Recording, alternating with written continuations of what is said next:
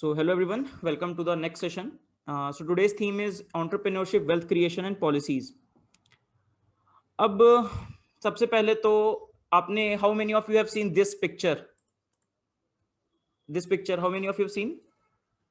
Cricket कोई follow करता है तीनों में से? नहीं सर, मैं तो नहीं देखती। Reliance, basically it's a new stadium that has been inaugurated in the name of Mr. Narendra Modi, right? Yes sir, yeah, this we है ना? टॉम हॉलैंड वाला कंट्रोवर्सी हो गया था। हाँ, so वही एंड लिखा है ना, Reliance end and Ambani end, right? So end is basically two ends and one end में लिखा है Reliance end and second is Adani end. So उसको लेके now these two are the two capitalists in India, right? है ना? Yes sir. Yes sir. हाँ, ये आज की क्लास थोड़ी इंटरेक्टिव होगी. So there is a big problem that is there in India identified by the economic survey, that is India's capitalism is stigmatized capitalism. इसका क्या मतलब है? What do you mean by that? Sir I think stigmatise capitalism मतलब है कि profit oriented ही है, welfare oriented नहीं है। नहीं, that's not stigmatise capitalism. Sir stigmatise capitalism को हम समझ सकते हैं कि जो नाम हम जनरली इंडस्ट्रियलिस्ट के साथ लेते हैं कि क्रोनिक कैपिटलिज्म जहां हम यूज करते हैं इनके, तो वो हम हमेशा ये सोचते हैं कि कैपिटलिज्म मतलब जो कैपिटलिस्ट है वो क्रोनिक कैपिटलिज्म इसकी वजह से हो रहा है, तो दे आर मतलब स्टिग्मा का मतलब क्या होता है? स्टिग्मा का मतलब होता है यू आर स्टिग्मा अटैच है, राइट, किसी भी चीज से। सो स्टिग्मेटाइज कैपिटल, हाँ प्लीज, कोई बोल रहा है कुछ? नहीं sir, it's done everything. So stigmatise capitalism का मतलब है कि अभी भी कैपिटलिज्म को इंडिया में एक अच्छी नजर से नहीं देखा जाता, राइट? है कि नहीं? अभी कुछ प्राइवेटाइजेशन हो रहा है। मेरे father is a pro Modi supporter, but still he says कि प्राइवेटाइजेशन हो रहा है, अच्छा नहीं लग रहा है, right? So the idea is that हमारे अंदर पिछले 60 साल की जो पॉलिसीज हैं या हमारे अंदर जो एक गवर्नमेंट सेक्टर का जो ओवरवेलमिंग प्रेजेंस है, उसकी वजह से entry of the capitalism is a bit stigmatise. हमारे नजरों में कोई भी जो प्राइवेट वेल्थ क्रिएटर है वो क्या है? एक स्टिग्मा है हमारी नजरों में, पहली बात। दूसरी बात, आपने रियलाइज किया होगा, if you have heard of any Modi ji का स्पीच रिसेंटली, उसमें कई बार उन्होंने बात की है किसकी? जो वेल्थ क्रिएटर्स हैं उनको रिस्पेक्ट करने की। Have you heard of it?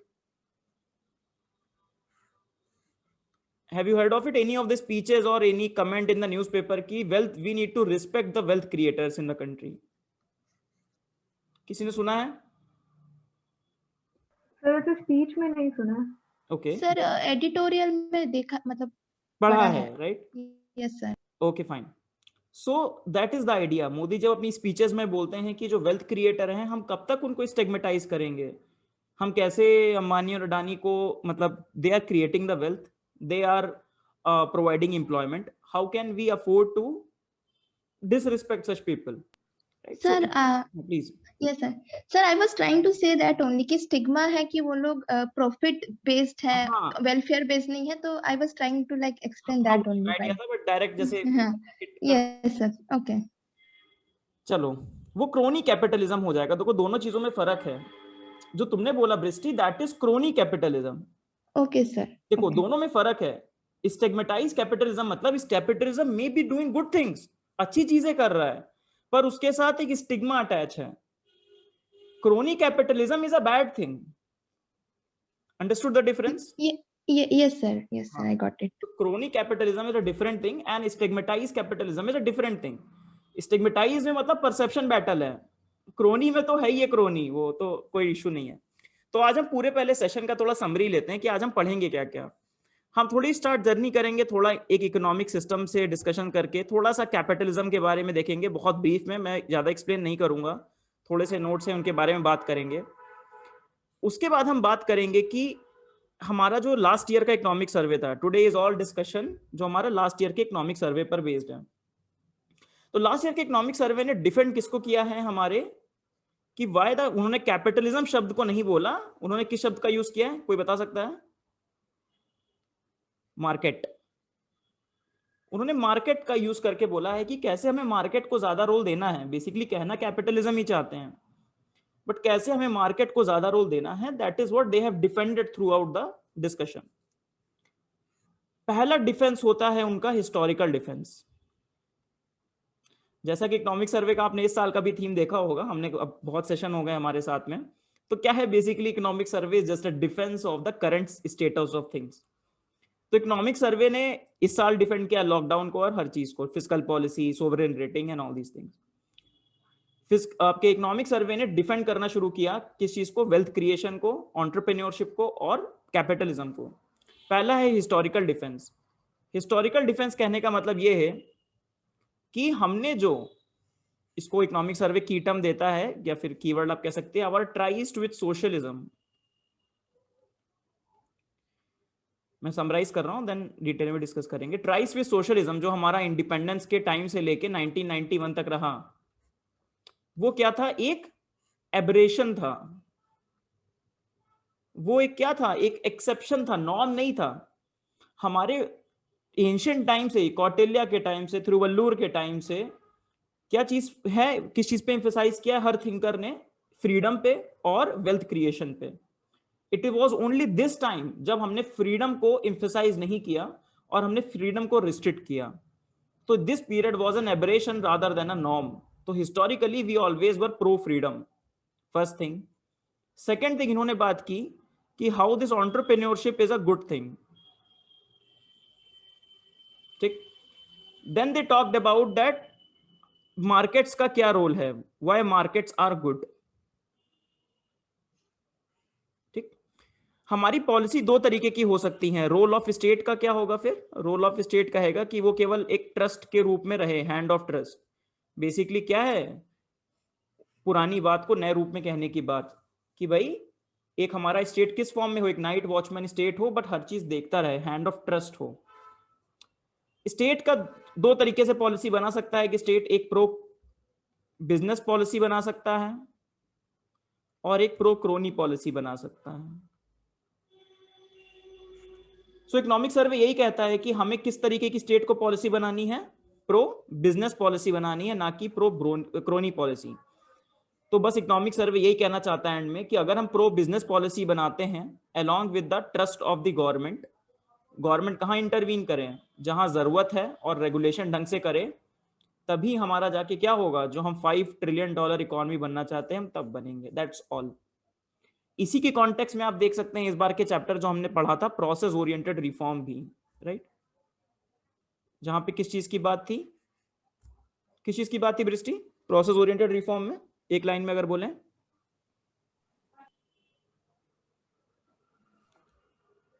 what was the main idea of the process oriented reform? Sir supervisory, Brishti याद है बृष्टि? सर आउटपुट बेस्ड होना चाहिए। नहीं नहीं, मतलब क्या सर अदिति मैंने क्या एक्चुअली देखा है। अच्छा हाँ। अभी देखा नहीं है, नहीं you are there in Yes, sir. Process और सर गवर्नेंस वाले में? हाँ गवर्नेंस वाली की बात हो नो रही sir, I was not there. Okay fine, governance में प्लीज एक्सप्लेन एक लाइन में। Sir I guess supervisory role निभाना है इंस्टीट्यूशंस को, हम्म, और प्रोसेस ये ओरिएंटेड हाँ बनाना है, बहुत ज्यादा रूल्स और वो तो नहीं बनाने हैं, इसी तरीके का आई गेस। बेसिकली आइडिया ये था कि डिस्क्रिशन इज इनएविटेबल, डिस्क्रिशन किसी भी चीज में होगा ही होगा, और डिस्क्रिशन को बंद करने के लिए हमें ओवर प्रिस्क्रिप्टिव रेगुलेशन नहीं लगाने, कि हर चीज का rules and laws and regulation बना के उसके डिस्क्रिशन को रोक दिया। उसकी वजह से चीजें और ओपेक हो जाती हैं, चीजें और हेजी हो जाती है। तो गवर्नमेंट को क्या करना है, सुपरवाइजरी रोल अपनाना है, अकाउंटेबिलिटी रखनी है, ट्रांसपेरेंसी रखनी है और रिफॉर्म्स करने हैं। That was the core idea, और ये hand of trust of the government की बात है, ठीक। चलो, तो एक और चैप्टर है आज का, जो हम आज 4 बेसिकली चैप्टर डिस्कस करेंगे। एक हमारा लास्ट चैप्टर है, वो ये कहता है, वो एग्जाम्पल के साथ समझाएगा इसी चीज को, वो एग्जाम्पल के साथ समझाएगा कि कैसे कई जगह पे जहां मार्केट को इंटरवीन करना चाहिए, जहां मार्केट का एक डोमिनेंट प्लेयर होना चाहिए, वहां पे किसकी एंट्री है, गवर्नमेंट की, और उसकी वजह से कितनी दिक्कतें हुई हैं। What are the problems Indian economies are facing because of such interventions.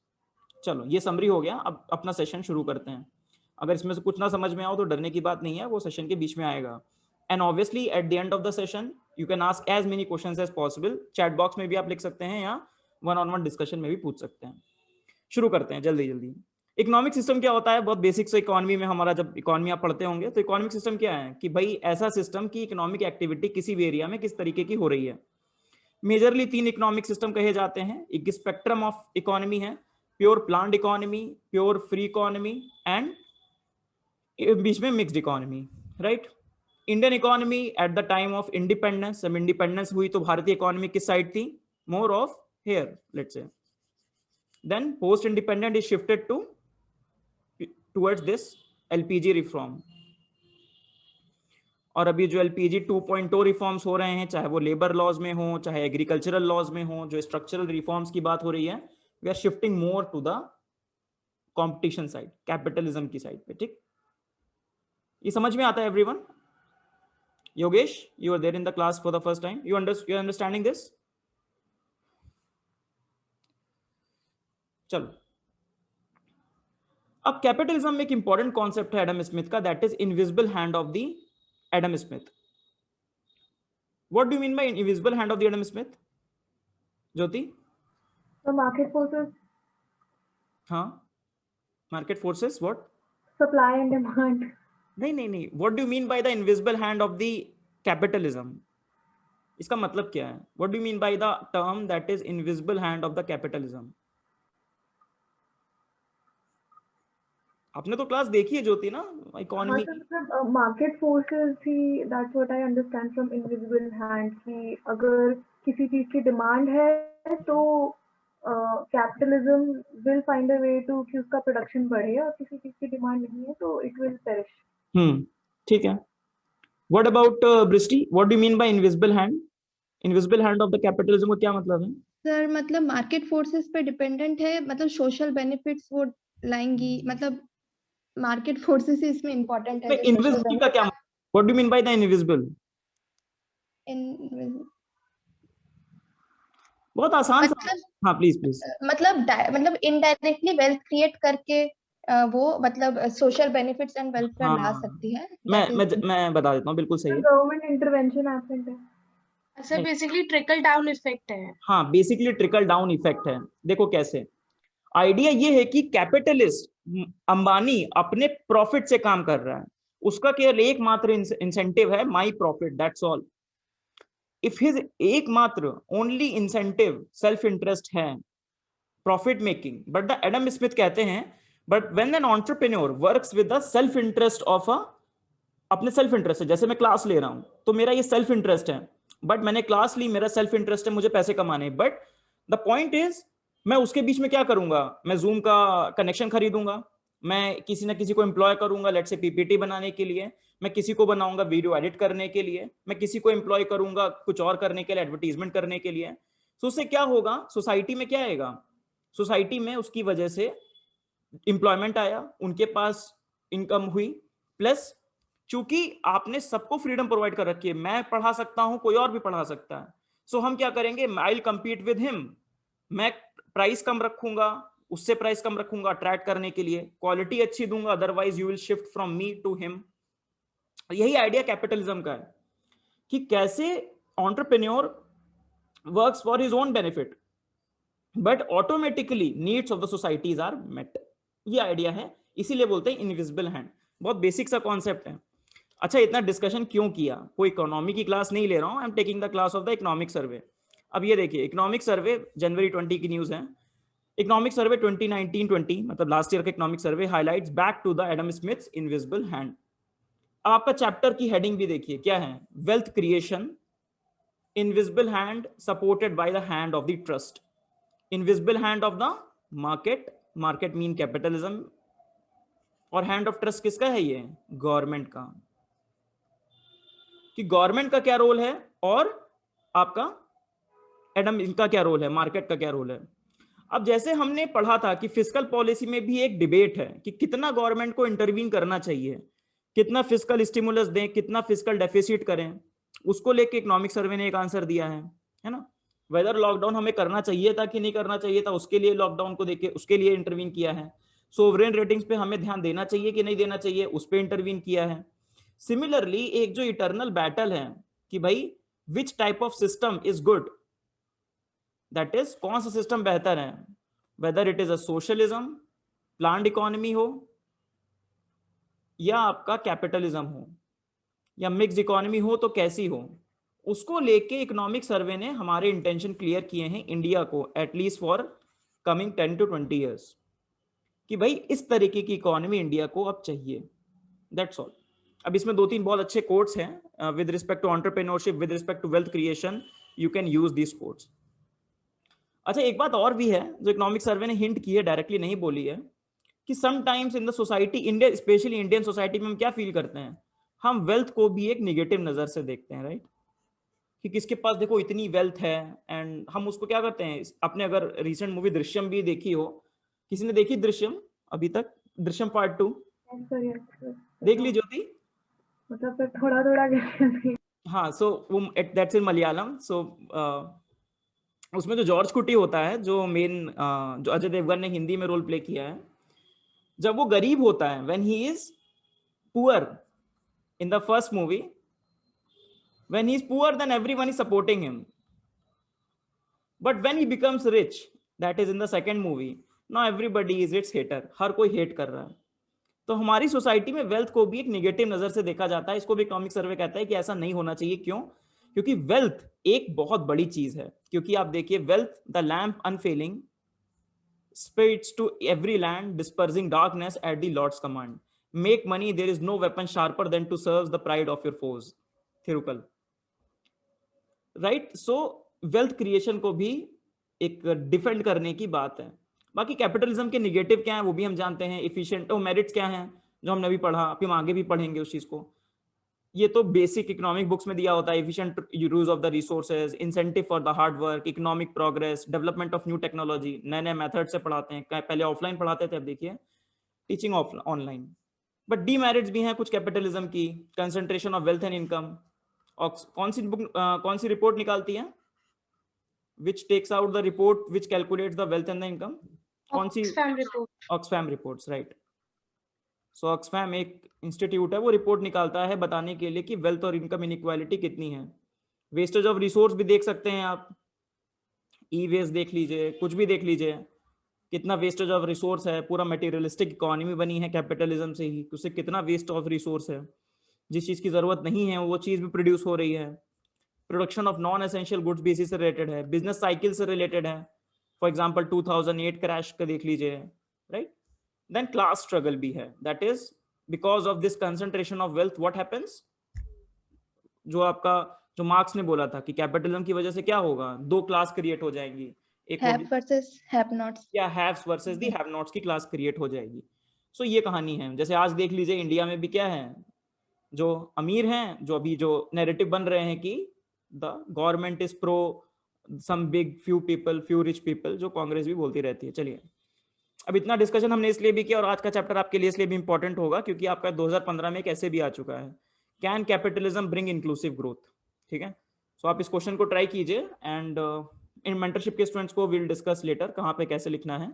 But other students please do try and write this question and send it to us, our numbers is there in the Telegram group. चलो भाई, अब आते हैं India and capitalism पे।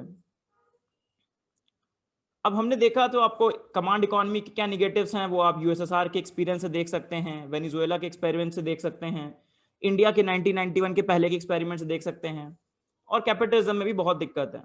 इसीलिए एक IAS officer ने coat एक बार ट्वीट किया था, काफी अच्छा ट्वीट था, there are only 2 types of economies in the world, mixed economy and mistakes.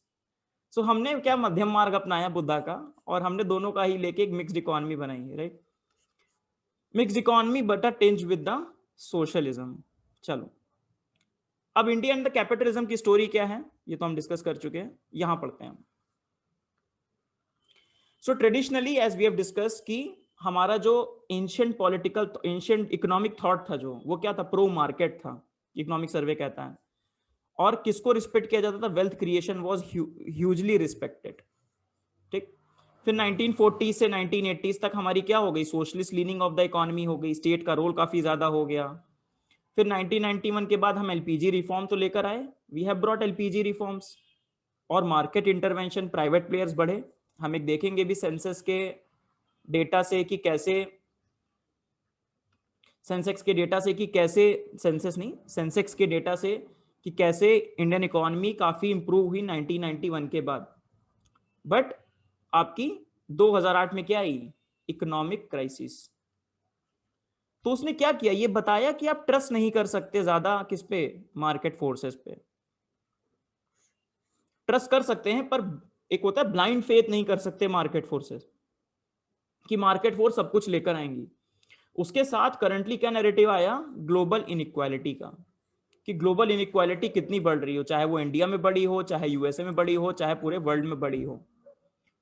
इसलिए अब गवर्नमेंट का फोकस किस तरफ है, towards economic development and social, sorry that led to economic development and social justice, जिसपे अभी करंट की गवर्नमेंट फोकस कर रही है। और उसका मंत्रा क्या दिया इकोनॉमिक सर्वे ने, invisible hand of the market needs to be trusted with the hand of trust of the government, that is to be provided by the government, hand of trust. मतलब market अपना role play करे, government अच्छा regulation करे, market को facilitate करे, entrepreneurship को promote करे, pro business policy अपनाए, प्रो क्रॉनी पॉलिसीज ना अपनाए, जहां पे भी फेलियर की दिक्कत लगे गवर्नमेंट इंटरवीन करे, जैसे कि आत्मनिर्भर भारत के साथ गवर्नमेंट ने किया इंटरवीन, फिस्कल पॉलिसी की जहां जरूरत पड़े गवर्नमेंट इंटरवीन करे, और स्ट्रक्चरल रिफॉर्म करती रहे। स्ट्रक्चरल रिफॉर्म हमने पढ़े हैं, चाहे लेबर मार्केट में हो, एग्रीकल्चर में हो, एमएसएमईज में हो, ये सब।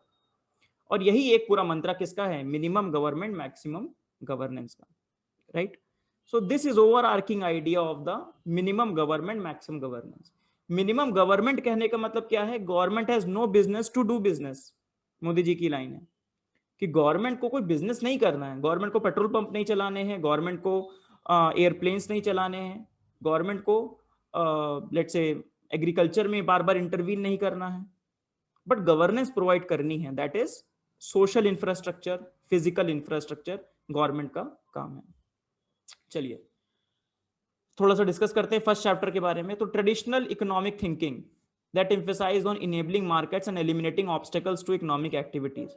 उन्होंने कहा कि गवर्नमेंट्स की जो पॉलिसी होनी चाहिए, उस समय के जो राजा हुआ करते थे, उनकी पॉलिसीज क्या होनी चाहिए कि मार्केट्स को हम इनेबल करें और ऑब्स्टेकल्स हम रिमूव करें इकोनॉमिक प्रोग्रेस में। कौटिल्य ने भी बोला कि root of the wealth is the economic activity. अगर वेल्थ क्रिएट करनी है तो इकोनॉमिक एक्टिविटी आएगी, and without wealth there will be material distress. Material distress आएगा अगर वेल्थ क्रिएशन नहीं है। इसलिए उन्होंने बोला कि भाई इकोनॉमिक फ्रीडम हमें देनी चाहिए और सारे ऑब्स्टेकल्स हमें रिमूव करने चाहिए। अब आपने पढ़ा भी होगा अपने एंशिएंट हिस्ट्री में उत्तर पथ, दक्षिण पथ एंड कोस्ट लाइन ट्रेड। उत्तर पथ एंड दक्षिण पथ सुना है आपने? ये सर मगध एम्पायर में था, ये मगध एम्पायर में मतलब बोलते थे ऐसा। एंशिएंट टाइम्स में था उत्तर पाथ एंड दक्षिण पाथ, सिल्क रूट।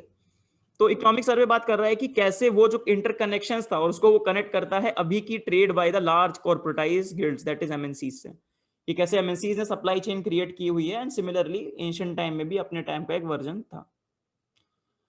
फिर इकोनॉमिक सर्वे आर्ग्यू करता है कि 2008 में कैसे वो ट्रस्ट ब्रेक हुआ।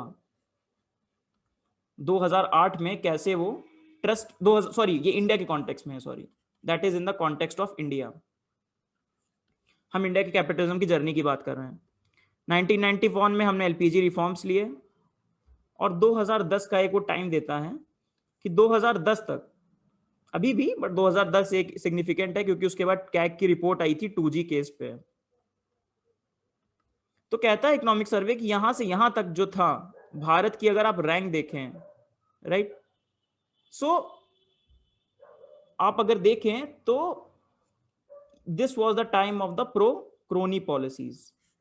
यहां पे जो पॉलिसीज बनी, मार्केट रिफॉर्म्स आ गए, बट जो पॉलिसीज बनी दे वर फेवरिंग अ फ्यू पीपल, थोड़े लोगों को ही फायदा हो रहा था। 2010 के बाद थोड़ा इंप्रूवमेंट होना शुरू हुआ है। इसको इस ग्राफ को हम दोबारा देखेंगे बाद में, बट अब ये ग्राफ देखिए ऊपर वाला, एक करप्शन परसेप्शन इंडेक्स का डायग्राम है, और कैसे आपकी जो इसको आपका जो करप्शन परसेप्शन इंडेक्स है कैसे इंप्रूव हुआ है इंडिया का बाद में 2010 के बाद में। और नीचे वाला डायग्राम हम बाद में समझेंगे कोलगेट स्कैम के साथ। इसलिए इकोनॉमिक सर्वे फर्स्ट चैप्टर को समराइज करता है, कहता है कि market economy to there is needs of the state, कि स्टेट का क्या रोल है, to ensure the moral hand to support the invisible hand. So state का क्या होगा, मॉरल हैंड, एंड उसका क्या होगा, मार्केट का invisible hand, because markets are liable to debase ethics in the pursuit of profit at all cost. क्योंकि market कभी कभी इथिक्स को फैक्टर नहीं करती हैं, वो उनको बस प्रॉफिट चाहिए।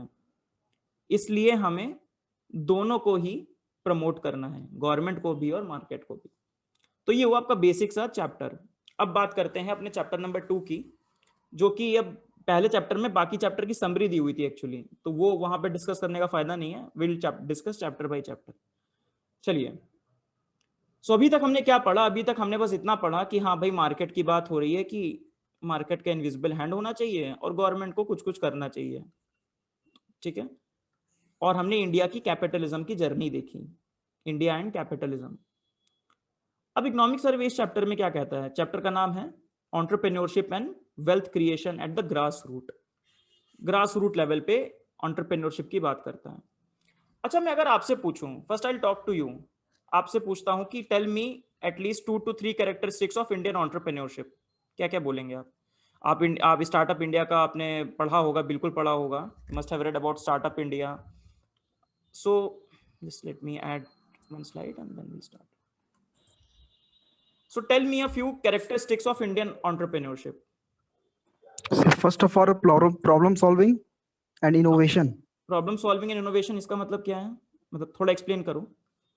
I mean sir, जो भी एक entrepreneur बनना चाहता है उसको problem solving approach से जो भी market में क्या problem है उसको टैप करना होता है उसको, और उसके रिगार्डिंग एक सॉल्यूशन प्रोवाइड करना है उसको। तो उसमें कुछ नया इनोवेशन लेकर आना पड़ता है, तब वो एक एंटरप्रेन्योर है। ठीक है, मतलब आप एंटरप्रेन्योरशिप के बारे में बता रहे हो एज इज, मतलब एज सच। आप मुझे इंडियन एंटरप्रेन्योरशिप की कैरेक्टरिस्टिक्स नहीं बता रहे हो। चलो ठीक है, पहले तो एंटरप्रेन्योरशिप बोला तो 5 मिनट 2 मिनट डिस्कशन उसी पे कर लेते हैं। सो आपने बोला कि he identifies a problem, entrepreneur identifies a problem and he tries to solve it, right? Yes sir.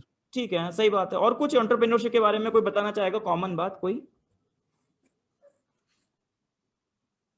Entrepreneurship के बारे में कोई और कॉमन बात बताना चाहेगा? मान लीजिए आपका ऐसे आता है, मैं आपको ऐसे का टॉपिक अगर कोई एंटरप्रेन्योरशिप पे आता है तो वहां पे आप कुछ फिलोसॉफिकल कंपोनेंट लिखेंगे, राइट? एक इंट्रोडक्शन के बाद की एंटरप्रेन्योरशिप की। हाँ, तो क्या लिखेंगे? वृष्टि क्या लिखोगी? ज्योति क्या लिखोगी? बिल्कुल सर, रिस्क टेकिंग कैपेसिटी होनी चाहिए एंटरप्रेन्योरशिप में। रिस्क टेकिंग कैपेसिटी होनी चाहिए। देन सर, इनोवेशन होना चाहिए, न्यू आइडियाज होने चाहिए। ठीक है, इनोवेशन एंड न्यू आइडियाज हैं। चलो, innovation and new ideas. Then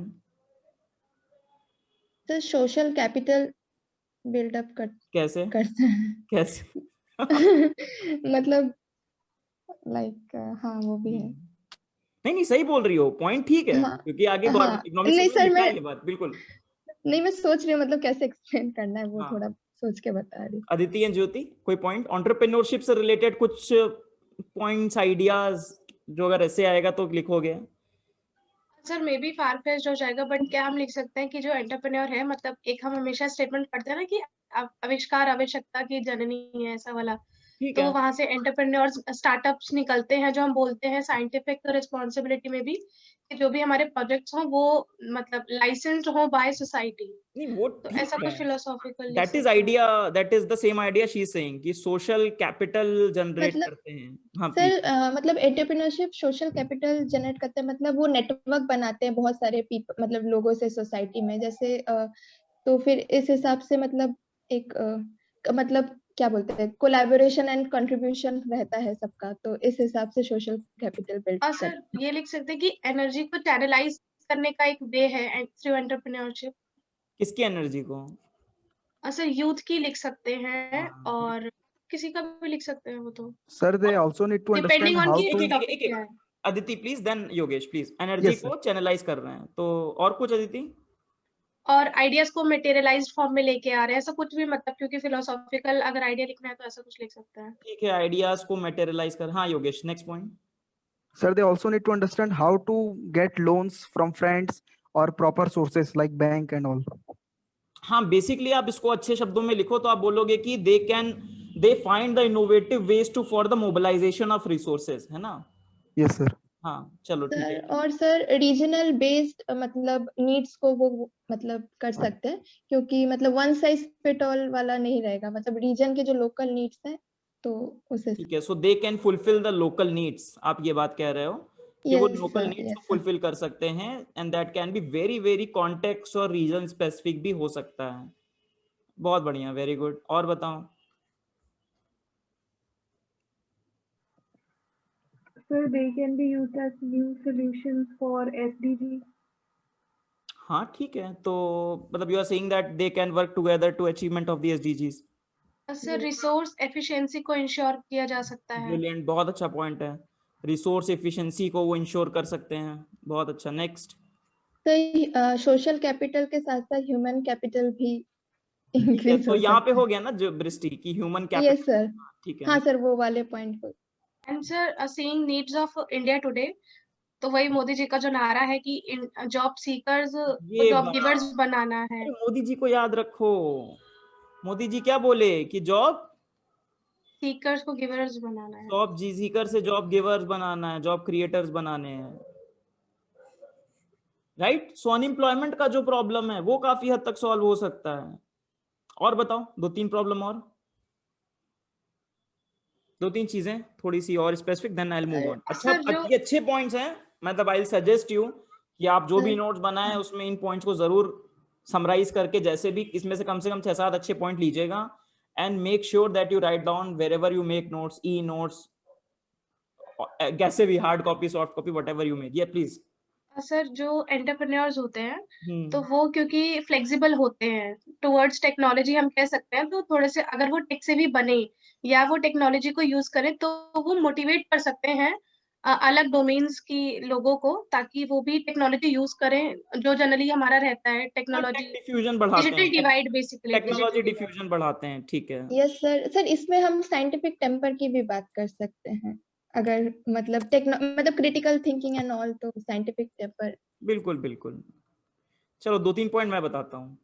ठीक, अच्छे पॉइंट्स है सारे, और इसी से हो सकता है पैरेलल पॉइंट्स हों। मैं एक टेड टॉक सुन रहा था कुछ दिनों पहले। इट सेड दैट अगर आप 3-4 लोगों को, you put 3 to 4 people together and you give them freedom to innovate and you give them ownership। जैसे एंटरप्रेन्योर्स क्या होते हैं, मैं और 4-5 लोग या दो ही लोग या 3 लोग मिलके साथ में आए, एक इंटरप्राइज शुरू करेंगे। सो उससे क्या होता है कि I have a sense of ownership, and secondly what I have, full freedom. And if I have a proper regulatory environment जो गवर्नमेंट को प्रोवाइड करना है, then it would unleash the human capital like anything। क्यों? क्योंकि now I am working from my self interest and I am having the feeling of ownership। अगर मैं किसी organisation में काम कर रहा होता तो क्या होता, मेरे पे रिस्ट्रिक्शन है कि ये मत करो, क्लास की टाइमिंग 7:15 है तो 7:30 मत करो, but I have the ownership of it, right. So and plus I have two people thinking together, तो वो जो सिनर्जी क्रिएट होगी, that synergy is all about entrepreneurship. It's not about an individual, it's about few group of people coming together, synergizing the idea and creating a lot of value, not only economic value but also a lot of social value। आपने social entrepreneurship का नाम भी सुना होगा, right? So these are the social entrepreneurs, those who work for the social welfare, and ultimately these are the entrepreneurs who will work on and later on become the taxpayers of the as well। वो tax pay भी तो करेंगे ना कुछ time बाद। Plus These are the startups। अगर आप startups को प्रमोट करते हो तो वो क्या करते हैं, वो इंक्यूबेंट्स को क्या करते हैं, टारगेट करते हैं। What do you mean by incumbents? क्या मतलब होता है इंक्यूबेंट्स का, आएगा आगे भी। What do you mean by incumbents? Sir, they are training centers नहीं where they got trained। Incubator नहीं बोला मैंने, ओह, मैंने इंक्यूबेंट बोला। So like a defaulter, पद को ग्रहण करना। हाँ नहीं, क्या बोला ज्योति आपने? मतलब sir, like a defaulter, it's not an exact. Incumbent Sir, to hold a position। To hold a position, ठीक है, बट अगर मैं स्टेटमेंट बोल रहा हूँ कि स्टार्टअप इंक्यूबेंट्स को चैलेंज करते हैं, इसका क्या मतलब है? जैसे मैं एग्जांपल के साथ समझाता हूँ, जैसे हम सर हैं। नेसेसिटीज को नहीं, अरे इतना आसान सा वर्ड है, कुछ इंग्लिश के वर्ड आपको पता होने चाहिए, और ऐसा नहीं कि मैं इंग्लिश इंप्रूव कर रहा हूँ आपकी। These are the words. अभी देखिएगा, मैं I will share with you an example. Sir may I give example? आप हमेशा यूज करते हैं ना, it is incumbent upon you to say something, उसी से मैंने निकाला है नेसेसिटी। ठीक है, सुनो, इंक्यूबेंट मतलब अभी जो मार्केट लीडर्स हैं, जो अभी इंक्यूबेंट हैं, ठीक। अब देखो इसका मतलब क्या है, मैंने जो ये स्टेटमेंट दिया है, स्टार्टअप चैलेंज द इंक्यूबेंट्स, इसका मतलब ये है, जैसे let's say we are a startup, we are a shed for civil service, let's say startup. Now हमने एक अच्छा कोर्स निकाला, we are teaching well and everything is fine, but हमारा ऑब्वियसली मार्केट शेयर काफी पुअर है as compare to let's say incumbents, मतलब जो established player हैं इस मार्केट में, let's say Vision IAS and all these people. So these are the market leaders, existing players, right. अब जो एग्जिस्टिंग प्लेयर्स हैं हम उनको अब मैं एग्जाम मतलब बेनिफिट की बात कर रहा हूं एंटरप्रेन्योरशिप के, we are challenging these people. Let's say इनकी टेस्ट सीरीज का कॉस्ट लेट्स से 20,000 है, मैं अपनी फील्ड के एग्जांपल दे रहा हूं. हमने टेस्ट सीरीज लॉन्च की, हम अच्छी क्वालिटी दे रहे हैं और we are just giving it for 5,000 rupees. So they are bound to lower the prices, isn't it. इनको लोअर करना होगा अगर इनको हमसे लेटर ऑन compete करना है, राइट. सो ये इंक्यूबेंट को मजबूत बनाते हैं ताकि ये जो इंक्यूबेंट्स हैं, मतलब जो मार्केट प्लेयर्स हैं, ये मोनोपोलिस्ट ना बने, ये सब कुछ गेन ना कर लें और वो मार्केट को रन ना करें. So it creates beneficiary. इसका बेनिफिशियरी कौन होगा ultimately? Who will be the beneficiary? Customer. The customer, and in this case the students are the customer, right? So they will be the beneficiary of it. So these are the significance of the startups. इसमें 12-13 point हैं, आप अपने आप आराम से निकाल लीजिएगा. Economics, social, technological, उसको सेग्रीगेट करके मेक अ पॉइंट एंड अच्छा सा एक छोटा सा टेम्पलेट बना लेना. चलो लेट्स मूव ऑन. वैसे मैं ये बात नहीं कर रहा था, I was discussing about the characteristic of Indian entrepreneurship. कोई बता सकता है बहुत जल्दी जल्दी, मैं ज्यादा डिस्कस नहीं करूंगा, मतलब कि इंडियन एंटरप्रेन्योरशिप सीन का क्या कैरेक्टरिस्टिक है? सर डेट ड्रिवन है, इक्विटी ड्रिवन नहीं है. नहीं, इट्स आप ऐसा नहीं बोल सकते.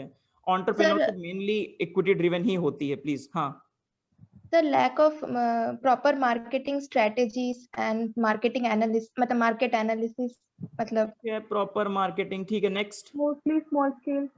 Mostly Small scale. Small scale. Hmm. But startup का मतलब भी स्मॉल स्केल होता है. बट ठीक है, चलो So, नेक्स्ट. मतलब they are not able to reach to the India has मतलब सिर्फ जाइंट स्टेट में नहीं जा पाते हैं. अभी 3 दिन पहले मोदी जी की स्पीच थी, देयर आर 38 यूनिकॉर्न्स. हाँ सर, यूनिकॉर्न्स तो है, पर सर मतलब कंपेयर टू, क्रिएट कर लिए. Please please. हाँ सर मतलब ठीक है, that does make sense now. हाँ, देन और बताओ नेक्स्ट. ये सर कैपिटल की प्रॉब्लम, कैपिटल की प्रॉब्लम आती है. ठीक है. सर प्रॉपर एक्सपेरिमेंट करने के लिए प्लेस या नहीं, उनके पास एक सैंडबॉक्स होता है जिसकी वजह से फेल हो जाते हैं. ठीक है, इंक्यूबेटर्स नहीं है, प्रॉपर इंक्यूबेटर्स नहीं है. और एग्जिट प्रॉब्लम लिख सकते हैं सर. ठीक है, अभी कह सकते हो एग्जिट प्रॉब्लम. ठीक है, give me very specific points. These are, ठीक है, ये नंबर 5, 6, 7, 8 पे very good points, but give me 1, 2, 3, 4. देखो, अरे बहुत आसान सा है. इंडियन एंटरप्रेन्योरशिप क्या है? पहली बात, कुछ सोचो. स्टार्टअप, सबसे बड़े स्टार्टअप्स आपको कौन कौन से पता है? बताओ, tell me few startups. Zivame. क्या? जिवामे. ठीक है, जिवामे. ठीक है, next. Flipkart, right. Next. Unacademy, yes. Next. Zomato, Swiggy, ये सब. अब आप देखेंगे पहली बार majority of these are what? Service sector driven, isn't it? Yes sir. पहला कैरेक्टरिस्टिक कि सर्विस सेक्टर ड्रिवन है. दूसरा कैरेक्टरिस्टिक क्या है कि हमारे जो स्टार्टअप्स हैं क्या हैं? अर्बन सेंटर्ड में हैं. सेकंड थिंग, गुड़गांव, बैंगलोर, पुणे, यहां है ना? थर्ड थिंग, इनका यूजर बेस कौन है? ये बताओ. स्टार्टअप्स का अर्बन क्लैप कौन यूज करता है रूरल एरिया में? ये बताओ. Urban company, sorry. सो यूजर बेस क्या है? Urban population, urban middle class. Yes, urban population. So basically क्या है, हम एक बहुत बड़े एरिया को छोड़ रहे हैं. Indian startup is missing on a very big area.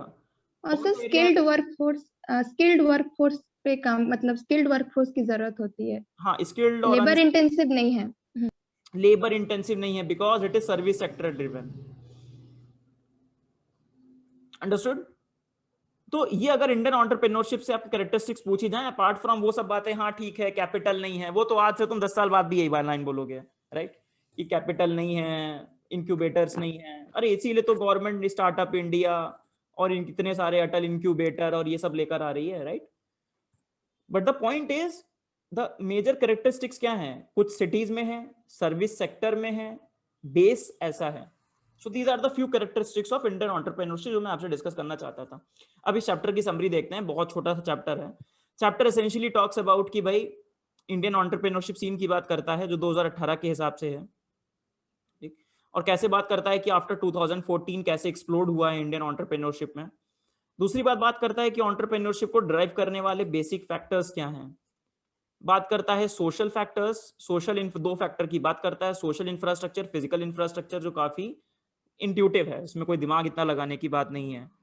तीसरी बात करता है वो कि कैसे जो जीडीपी है डिस्ट्रिक्ट लेवल पे, मतलब ग्रॉस डिस्ट्रिक्ट डोमेस्टिक प्रोडक्ट, वो कैसे इंक्रीज करता है जब वहां एंटरप्रेन्योर्स आ जाते हैं।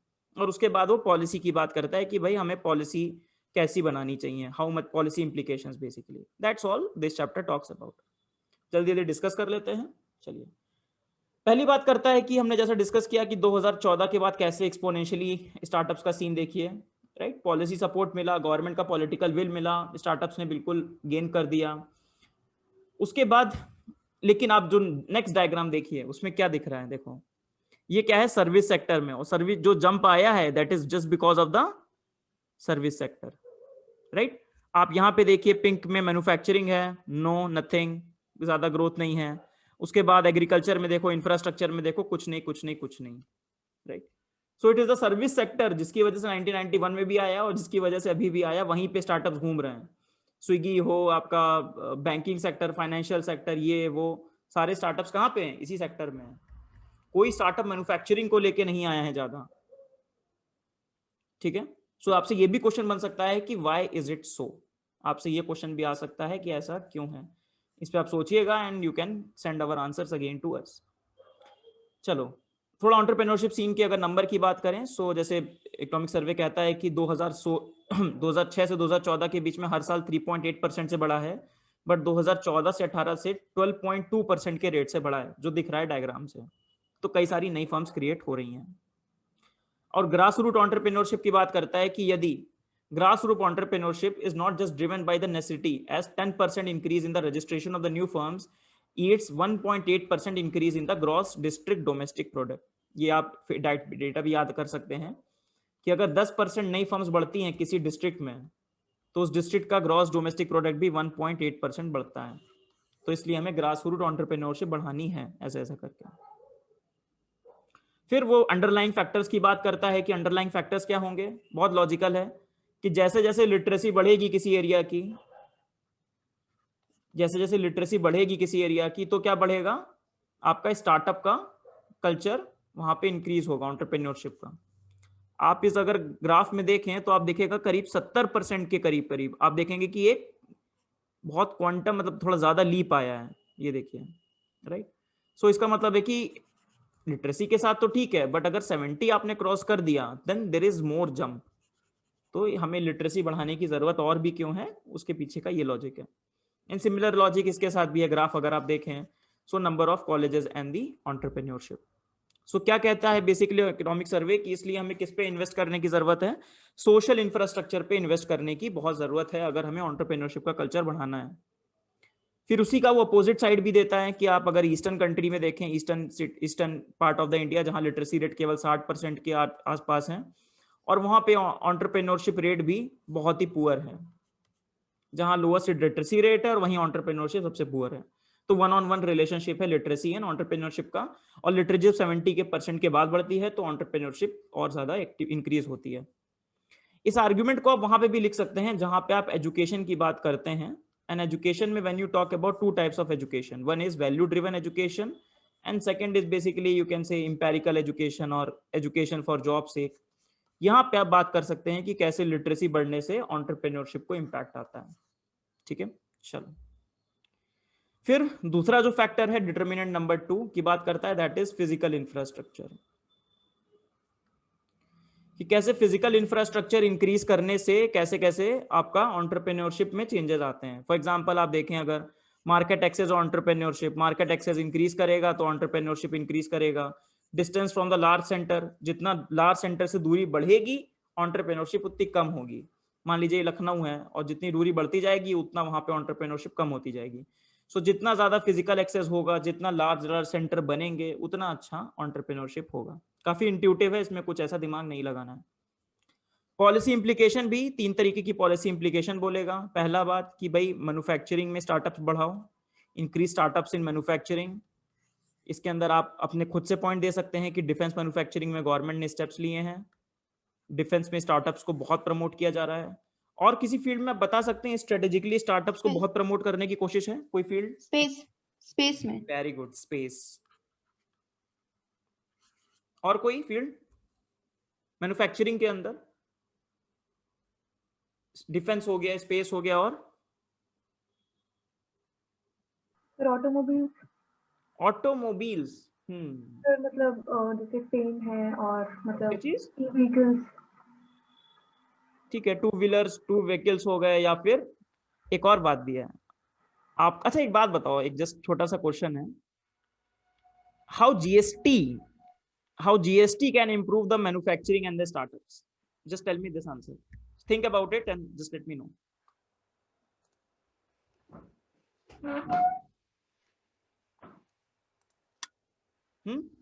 सर इनपुट टैक्स क्रेडिट वाले सिस्टम के थ्रू। एक चेन है और चेन में मतलब इजी है काम करना, क्योंकि चीजें प्रोसेस ओरिएंटेड हैं, पहले की तरह नहीं है। और कोई बता सकता है थोड़ा क्लियर शब्दों में? वैसे सही बोला दीदी ने, शी इज राइट एक्चुअली। और कोई? जीएसटी आने से क्या हुआ? जीएसटी जब नहीं हुआ करता था तो इनपुट टैक्स क्रेडिट नहीं मिलता था, मतलब हर चीज पे। सो जो एंटरप्रेन्योर था वो सोचता था कि हर चीज को यार हम अपने ही कंपाउंड में बना लें, ये भी बना लें, ये भी बना लें, ये भी बना लें, सारे जो पार्ट्स हैं अपने में बना लें। अब चूंकि एंटरप्रेन्योर को हर चीज पे इनपुट टैक्स क्रेडिट मिलता है तो वो कहता है कि I will make this only, और मैं इस दुकान से ले लूंगा, मैं यहां से इस कंपनी से ले लूंगा, मैं इस कंपनी से ले लूंगा, मैं इस कंपनी से ले लूंगा। So the idea is it led to the ancillarisation of the industry. समझ में आया ये बात? ये तब समझ में आता है एंसिलराइजेशन? Yes sir. ठीक है, समझ में आया कि अब उसको पता है कि उसको वो बेनिफिट मिल जाएगा तो मैंने आउटसोर्स कर दिया। जब उसको पता है कि वो इनपुट टैक्स क्रेडिट उसको नहीं मिलेगा तो वो सब कुछ अपने कंपाउंड में ही बनाएगा, उससे इकोनॉमी ऑफ स्केल नहीं आएगी, है ना। सो ये फायदा है जीएसटी के आने से। दूसरा ऑब्वियसली वो बोलेगा कि भाई सोशल इंफ्रास्ट्रक्चर क्रिएट करो, एंड तीसरा वो बोलेगा फिजिकल इंफ्रास्ट्रक्चर पे फोकस करो। This is what economic survey will suggest. जल्दी जल्दी देख लेते हैं। Increasing the literacy rate, investment in the infrastructure, बाकी आप डाउनलोड करके पढ़ लीजिएगा। और manufacturing sector has the potential to create the maximum jobs, state must focus on enabling ease of doing business and flexible labour regulation to foster the job creation और startups को entrepreneur manufacturing sector में। समझ में आया chapter सबको? Understood everyone? Yes sir. चलो next chapter पे आते हैं, थर्ड चैप्टर है। सो नेक्स्ट है pro business versus pro crony. नाम से ही लग रहा है उन दोनों के बीच के डिफरेंस की बात है। चैप्टर की समरी की अगर बात करें तो पहले तो ऑब्वियसली डिफरेंस होगा pro business versus the pro crony के बीच में, कि दोनों में फर्क क्या है। उसके बाद आप मुझे बताएंगे कि भाई, उसके बाद हम पहले प्रो बिजनेस की थोड़ी बात करेंगे, जहां पे मैं आपसे एक टर्म को पूछूंगा, I will ask one term from you. ठीक है, अच्छा नहीं वो टर्म आप ही बताइए। मैंने कुछ क्लास पहले एक थ्योरी डिस्कस की थी with respect to entry and exit. Chakravyuha challenge. Chakravyuha challenge is an Indian version of it. थोड़ा वो बाहर की थ्योरी थी। एंट्री और एग्जिट से रिलेटेड बिल्कुल आसी पास हो बृष्टि। मैंने एक थ्योरी डिस्कस की थी छोटी सी, वो इकोनॉमिक सर्वे 2 बार डिस्कस कर चुका है, उस चैप्टर में भी और इस चैप्टर में भी। That is related to the capitalism. Sir maybe it is related with entry related ease of doing business, and exit में बहुत सारे लेबर लॉस लग जाते हैं तो फिर एग्जिट करना डिफिकल्ट हो जाता है। नहीं बिल्कुल सर सही कह रहे ट्विन हैं। बैलेंस शीट प्रॉब्लम नहीं, ट्विन बैलेंस नहीं, मैंने बोला ना कि it is related to capitalism. It is related, जब मैं आइडिया एक्सप्लेन कर रहा था कि कैपिटलिज्म क्यों एक अच्छा एक फोर्स है, why capitalism is good basically. उसके बाद हम बात करेंगे प्रो क्रोनी के बारे में, और प्रो क्रोनी बेसिकली वेल्थ को इरोड करते हैं। इसके आप मुझे आंसर आप लोग देंगे कि हाउ प्रो क्रोनी वेल्थ को इरोड करते हैं। उसके बाद खूब सारे 2 एग्जांपल्स आएंगे, there will be 2 case studies जो इकोनॉमिक सर्वे डिस्कस करता है, and that's all for the chapter. चलो पहले बात करते हैं कि अगर इकोनॉमिक सर्वे कहता है कि अगर भारत को $5 ट्रिलियन इकोनॉमी बनना है, अगर उसका सपना है हमारा, तो हमें क्या चाहिए? प्रो बिजनेस पॉलिसीज चाहिए, प्रो क्रोनी पॉलिसीज नहीं चाहिए। ठीक, प्रो क्रोनी पॉलिसीज क्या होती हैं? नाम से ही पता है, प्रो क्रोनी पॉलिसी मतलब जो क्रोनीज को सपोर्ट करती हैं, policy that may favour specific private interest, especially powerful incumbents. अब समझ में आया इनक्यूम्बेंट सबको? Understood everyone? Yes sir. Yes sir. Especially powerful incumbents, मतलब जो एग्जिस्टिंग मार्केट प्लेयर्स हैं उनको जो पॉलिसी फेवर करती हैं, that is the pro crony policies. Economic event 1991 provides a powerful evidence supporting this crucial distinction. हम देखेंगे. तो भारत को क्या प्रमोट करना होगा? प्रो बिजनेस पॉलिसीज प्रमोट करनी होंगी. चलिए जी. अब एक ये कौन है, कोई बता सकता है इनका चेहरे से? वैसे मुश्किल है, आज के लेक्चर से मुझसे पहले पूछते तो मैं भी नहीं बता पाता. So he is Milton Friedman. कोई बता सकता है ये किस from which field he belongs to? Sir ये लिबरलिज्म जो है, क्लासिकल लिबरलिज्म. क्लासिकल नहीं, फिर तुम वही दृष्टि गलत कर रहे हो. Oh sorry liberal. ये सर आपने जो टर्म बताया था लिबर्टेरियन है ये लोग. हाँ, लिबर्टेरियन है. अब आप पॉलिटिकल साइंस ऑप्शनल होगा तो आपको डिफरेंस पता चलेगा, बट डोंट ड्वेल्व इनटू इट. वो सब एक ही फील्ड के हैं, लिबरल हैं सब, ऐसा कह लो. सो इन्होंने बोला कि there is a small misconception that people who are in the favor of free market are also in the favor of everything that the business does, and nothing could be further from the truth. इसका मतलब ये है कि हमको कभी भी लगता है कि प्राइवेटाइजेशन होगा, हमारी जो फीलिंग है नहीं कि प्राइवेटाइजेशन होगा तो क्या होगा, केवल बिग बिग प्लेयर्स आएंगे, right? This is all we all हम सब सोचते हैं ऐसा, इजंट इट, कि प्राइवेटाइजेशन होगा तो चाहे बैंक का हो चाहे एयरपोर्ट का हो, वहां भी अडानी वहां भी अडानी. बट ऐसा नहीं है. ये ऐसा मिल्टन फ्रीडमैन बोलते हैं. इसका मतलब ये है कि प्राइवेटाइजेशन का मतलब यहां नहीं होता. प्राइवेटाइजेशन का केवल एक मतलब होता है, competition. That's all. And competition provides opportunity to each and everyone. हमने अभी पढ़ा है कि अगर स्टार्टअप्स के लिए पॉलिसी होंगी तो स्टार्टअप कैसे चैलेंज करेगा पावरफुल इनकम्बेंट्स को. और यदि स्टेट प्रो बिजनेस पॉलिसीज अपनाएगा, ना कि प्रो क्रोनी पॉलिसीज, तो क्या होगा? अपने जो ये मोनोपोली जिसने क्रिएट कर रखी है उसकी मोनोपोली भी कम होगी. वो मोनोपोली क्रिएट नहीं कर पाएगा बहुत टाइम तक, क्योंकि startups will come and challenge that particular firm. ठीक, चलो बॉम्बे क्लब का एग्जांपल दिया दीदी ने, बिल्कुल सही एग्जांपल दिया है, अभी डिस्कस करते हैं. सो प्रो बिजनेस और प्रो क्रोनी के बीच का डिफरेंस क्या है? प्रो बिजनेस मतलब the firms compete on the level playing field. दोनों फर्म्स हैं, दोनों के बीच में बराबर की लेवल प्लेइंग फील्ड है. रिसोर्स एलोकेशन बहुत एफिशिएंट है, क्योंकि अगर प्रो बिजनेस होगा तो रिसोर्स एलोकेशन ठीक होगा. सिटीजन का वेलफेयर मैक्सिमाइज होगा. प्रो क्रोनी पॉलिसीज बनेंगी तो अंबानी अडानी को ही सब कुछ मिलेगा. सम इनक्यूम्बेंट्स में receive the preferential treatment. Resource allocation efficient नहीं होगा. नेक्स्ट, सिटीजन का वेलफेयर नहीं हो पाएगा उस चीज में. अब प्रो बिजनेस होगा तो फायदे क्या होंगे? अब जल्दी जल्दी आप पॉइंट्स आप बताइए. अच्छा, वो थ्योरी मैं आपको बता देता हूं. वो थ्योरी है क्रिएटिव डिस्ट्रक्शन. याद आई? यस सर, यस याद आई. सर मतलब मेरे को पता है, क्रिएटिव डिस्ट्रक्शन पहले पढ़ा था. हाँ, creative destruction. What do you mean by creative destruction? Jyoti आप बताइए, आप क्लास में नहीं थे. हाँ सर, मतलब इट इज रिलेटिंग टू कि जैसे for newer and better for in our context अगर स्टार्टअप्स हैव टू इमर्ज, तो जो पुराने which are not very productive and are not well for the economy have to be destroyed. So that is creative destruction, that you have to be creative. So in the process of destruction also, in the creation of something new, the old has to be destroyed. तो old firms हैं जो इनफिशिएंट हो चुकी हैं, ढंग से काम नहीं कर पा रही हैं, उनको अब रिप्लेस करना जरूरी है न्यू फर्म्स के साथ. जब न्यू फर्म्स आती हैं तो वो क्या लेकर आती हैं? नए आइडियाज लेकर आती हैं, नई इनोवेशंस लेकर आती हैं, सब कुछ अच्छा अच्छा लेकर आती हैं. This is what creative destruction process says.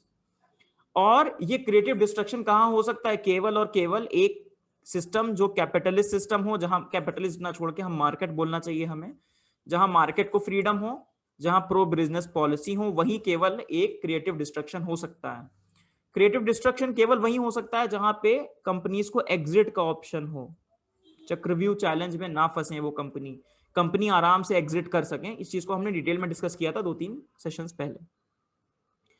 Pro business के अगर बेनिफिट की बात करें, यह मैं बता देता हूं. सो प्रो बिजनेस अगर पॉलिसीज होंगी तो क्या होगा? जो फायदे होंगे क्रिएटिव डिस्ट्रक्शन के, क्या होगा? जो हमने भी स्टार्टअप्स में भी डिस्कस किए थे कि इनोवेशन आएगा, नए आइडियाज आएंगे, right? Then it leads to dynamic market place और dynamism in the market place, right? Dynamism in the market place का मतलब क्या है कि सारी जो फर्म्स हैं वो हमेशा टोस पे रहेंगी कि अच्छा इस इंस्टीट्यूट ने नई टेस्ट सीरीज निकाल दी, उसने ये कर दिया, उसने इतना अच्छा पेपर बना दिया, हम भी बनाएंगे, हम भी ये करेंगे, हम भी वो करेंगे. So ultimately it will benefit people only because they'll get really good product, needy product and cost effective products, right? They will bring new ideas, they will bring new technology. और जो हमने स्टार्टअप्स में फायदे देखे थे वो सब फायदे क्या होंगे? प्रो बिजनेस पॉलिसी से. एट द एंड स्टार्टअप कहां से आएगा? जब एक प्रो बिजनेस पॉलिसीज होंगी. क्योंकि हमने क्या पढ़ा? प्रो बिजनेस पॉलिसी का मतलब क्या है? Firms competing on the level playing field. कि स्टार्टअप एक आया है और एक इंक्यूमेंट है, उनके बीच में एक लेवल प्लेइंग फील्ड हो. चलिए ठीक, तो इकोनॉमिक सर्वे बात करता है कि कैसे जो 1991 का जो रिफॉर्म था, एलपीजी रिफॉर्म, उसके बाद जो इंडिया में क्रिएटिव डिस्ट्रक्शन का जो प्रोसेस है, या फिर कह लीजिए प्रो बिजनेस पॉलिसीज हैं, या वेल्थ क्रिएशन का प्रोसेस है, वो कैसे दिखा. इसको दिखाने के लिए they have used the idea of the Sensex.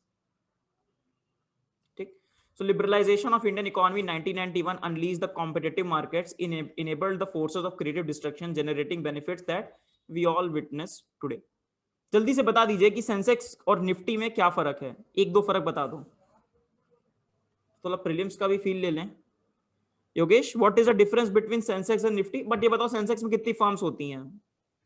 Sir Nifty में आई गेस 50 तुम्हारा नाम अराउंड. योगेश है, अदिति नहीं ना? Sir, I don't know exactly about how many companies are there, but I know one is belong to Bombay and one is Allahabad. Which belongs to Bombay and which belongs to what? दूसरा वाला? Sensex is from Bombay and Nifty is from Allahabad. Nifty from Allahabad. Allahabad. Okay, interesting. Ahmedabad और Allahabad. Okay. Next, और क्या है? Firms कितनी है? I think 20 are there in Sensex. 20 नहीं, 30 Sensex में है. और निफ्टी में कितनी इसका है? नहीं मालूम. 50. ये पढ़ लेना, आ 50 है. सकता है. ठीक है, तो इसमें 30 स्टॉक्स हैं. ये एनएसई है, ये एनएसई है ना कि इलाहाबाद नहीं, दिल्ली में है. और बीएसई कहाँ पे? मुंबई में. ठीक है, सो सेंसेक्स और निफ्टी में फर्क पढ़ लेना because it is very important for exam purpose. ठीक है, निफ्टी क्या है? टॉप 50 कंपनीज का है, और आपका सेंसेक्स क्या है? टॉप 30 कंट्रीज का है, 30 कंपनीज का है, राइट. और ये क्या है? ये अपडेट होती रहती हैं हर, बाकी आप पढ़ लीजिएगा 30 हैं, और ये अपडेट होती रहती है सेमी एनुअली. मतलब टॉप 30 कंट्रीज ये कंपनीज भी अपडेट होती रहती हैं कि उस समय टॉप 30 कंपनीज कौन कौन सी हैं.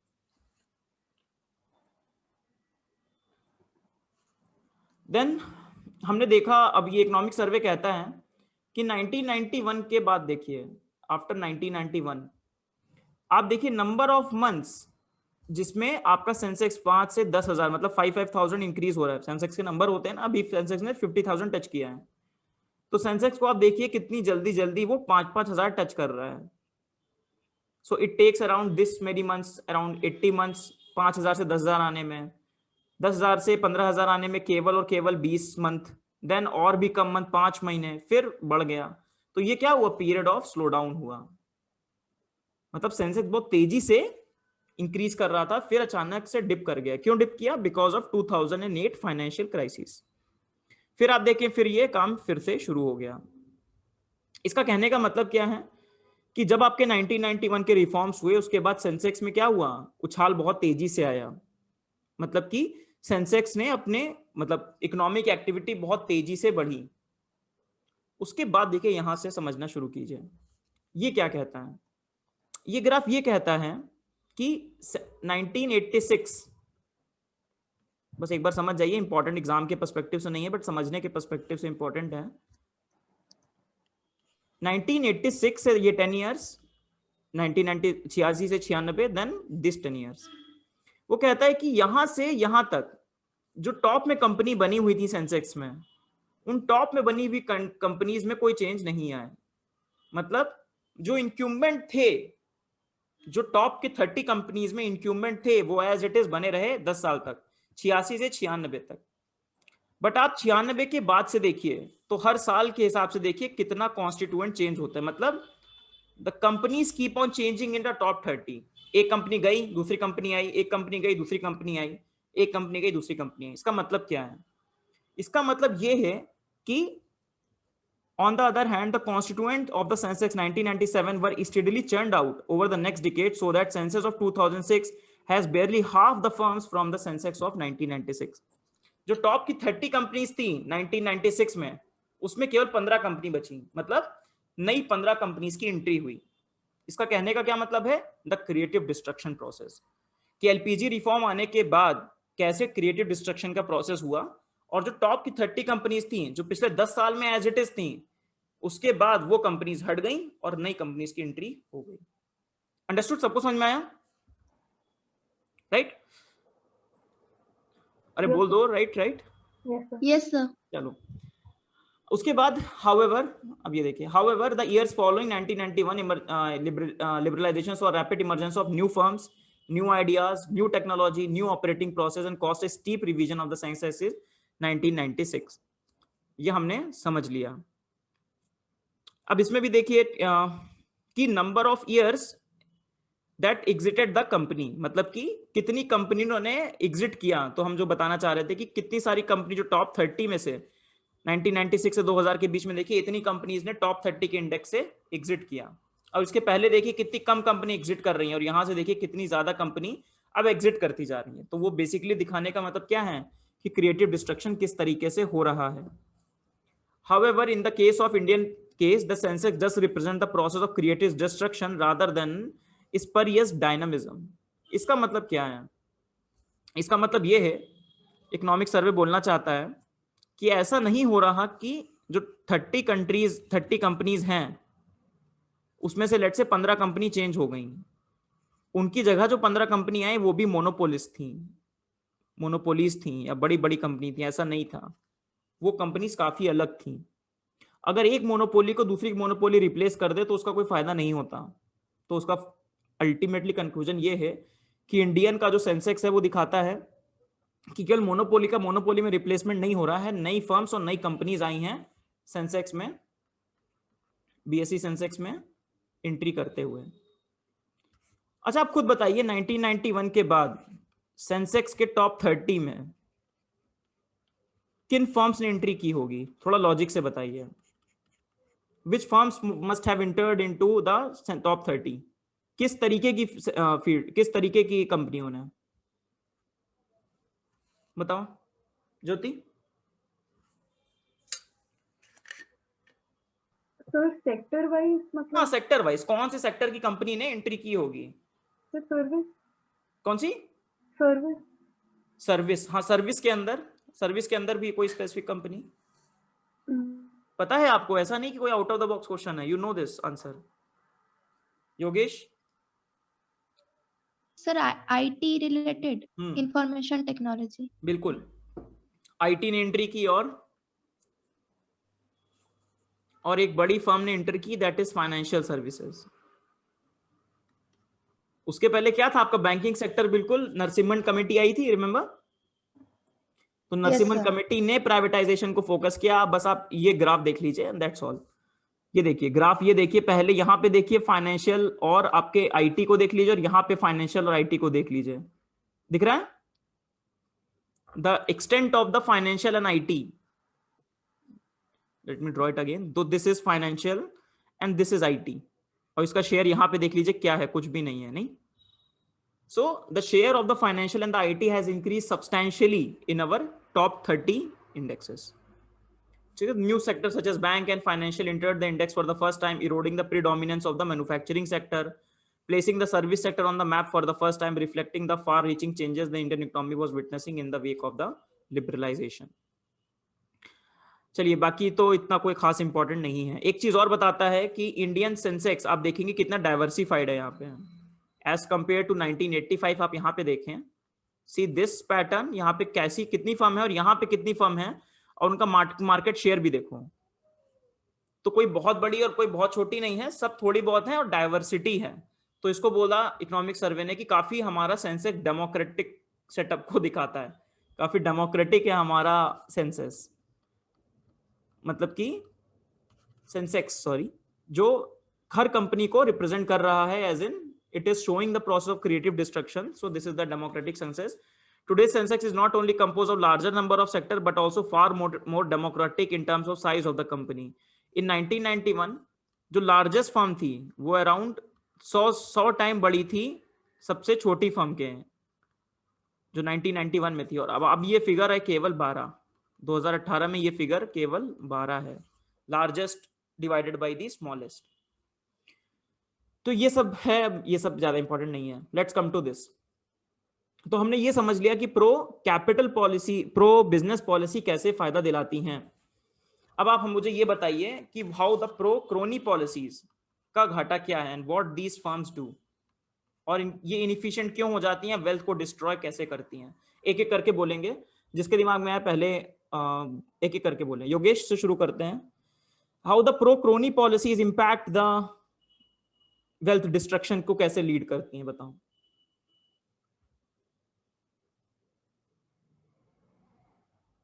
सोच लो सब लोग।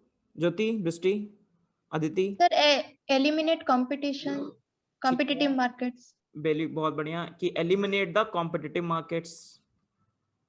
ठीक है, next.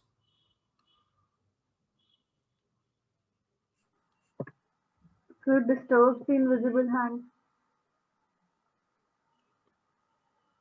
Disturbs the invisible hand, ठीक है, काफी एब्स्ट्रैक्ट सा बोल दिया बट ठीक है। ये ऐसा होगा, आपका पॉइंट ऐसा होगा, सारे पॉइंट लिख लिए, उसके बाद नीचे लिखोगी in an essence we can say that pro crony policies disturbs the invisible hand. तो ठीक है sir, disturb the dynamism of the market. बिल्कुल, it disturbs the dynamism of the market. बहुत बढ़िया। कैसे, एग्जांपल दे सकती हो? सर मतलब इसका मतलब स्टैटिक ही, मतलब कुछ न्यू इनोवेशंस वगैरह नहीं होंगे। हाँ, मतलब उसी पे, अगर हाँ मतलब बिल्कुल बिल्कुल बिल्कुल अपोजिट आइडिया है उसके, कि वो न्यू इनोवेशन को, न्यू आइडियाज को क्या करेगा, इनहिबिट करेगा, है ना। सर डिस्क्रिशन भी बढ़ेगा सर, इससे discretion of allocation of resources जो होता है। हाँ, एलोकेशन ऑफ रिसोर्स का इनएफिशिएंट यूटिलाइजेशन होगा, ये बोलो। Yes sir. जैसे फॉर एग्जांपल समझो, एक कोई टॉप की कंपनी है और उसका गवर्नमेंट के साथ हैंड इन ग्लव है। गवर्नमेंट को उसने बोल दिया कि देखो ये मेरा कंपटीशन पैदा हो रहा है, एक काम करो इसके यहाँ इंस्पेक्टर को भेज दो। समझ में आया? या फिर मेरे को फेवर करते हुए गवर्नमेंट का कॉन्ट्रैक्ट मुझे दे दो, give me the government contract. ये मेरा जो कॉम्पिटिटर है इसको एलिमिनेट कर दो, इस पे टैक्स की रेट पड़वा दो, do something. So what do mean by pro crony? That is the politically, वो क्या है, इन्वॉल्व है दूसरी company, and it is getting the benefits because of the political relations. So inefficient utilization of resource है। और क्या है दीदी? Yogesh, anyone else want to contribute? Sir willful defaults and scams को मतलब बिल्कुल, इम्पैक्ट इसका, it promotes the willful defaulters, yes. मतलब साइफनिंग ऑफ फंड्स वगैरह। Siphoning of funds, very good. So funds सारे siphon off हो जाते हैं। सर करप्शन होता है, ट्रांसपेरेंसी नहीं आती है। ठीक है, ट्रांसपेरेंसी रहती ही नहीं है, ट्रांसपेरेंसी एंड ओपेक एलोकेशन में। नेक्स्ट सर वो तो गवर्नेंस का हो जाएगा ना, अगर हम बोलेंगे कि सोशल कॉन्ट्रैक्ट वीक करता है तो। ठीक है, कह सकती हो प्रो कॉनी पॉलिसी से बिल्कुल होता है, जो भी हम मानिए डानी की बात है, तो लोगों का ट्रस्ट गवर्नमेंट पे भी कम होता है। बिल्कुल सही बात है। हमने, इफ यू रिमेम्बर, हमने पढ़ा था हमारे चक्रव्यूह चैलेंज वाले चैप्टर में कि पॉलिटिकल कॉस्ट कितना हाई है, किसका, एग्जिट प्रॉब्लम का, कि when you tend to favour a few people, तो वो गवर्नमेंट की इमेज कैसी बन जाती है कि government is pro crony, so that declines the public trust, decline कर जाता है। Misutilisation of public funds, ठीक है, वो हम पढ़ चुके हैं। Inefficient use of resources, misutilisation of public funds, ठीक है। Yes sir, human capital, underutilisation. हाँ, अंडर यूटिलाइजेशन, मिस यूटिलाइजेशन, दोनों ही बातें हैं। ठीक है, ठीक है, नेक्स्ट। सर जॉब अपॉर्चुनिटीज कम करता है, मतलब जॉब सीकर्स हो जाते हैं, नॉट जॉब गिवर्स, लाइक उसका उल्टा।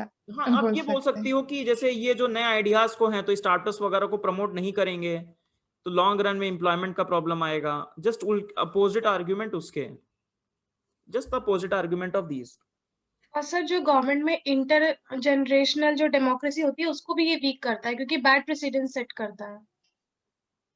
हाँ, ये अच्छा एग्जांपल है। मतलब you may be speaking the same point. क्या होती है कि जैसे कॉर्पोरेट लीडरशिप है जो प्रो क्रोनी है, समझो इस बात को, ये मैंने कहीं आर्टिकल में पढ़ा था, that they deal with the leadership of the political party, right. Political के कार्यकर्ताओं को भी नहीं पता होता कि what is happening. So the policy directions of this political party are decided by the corporate, not by the consensus building within the political party.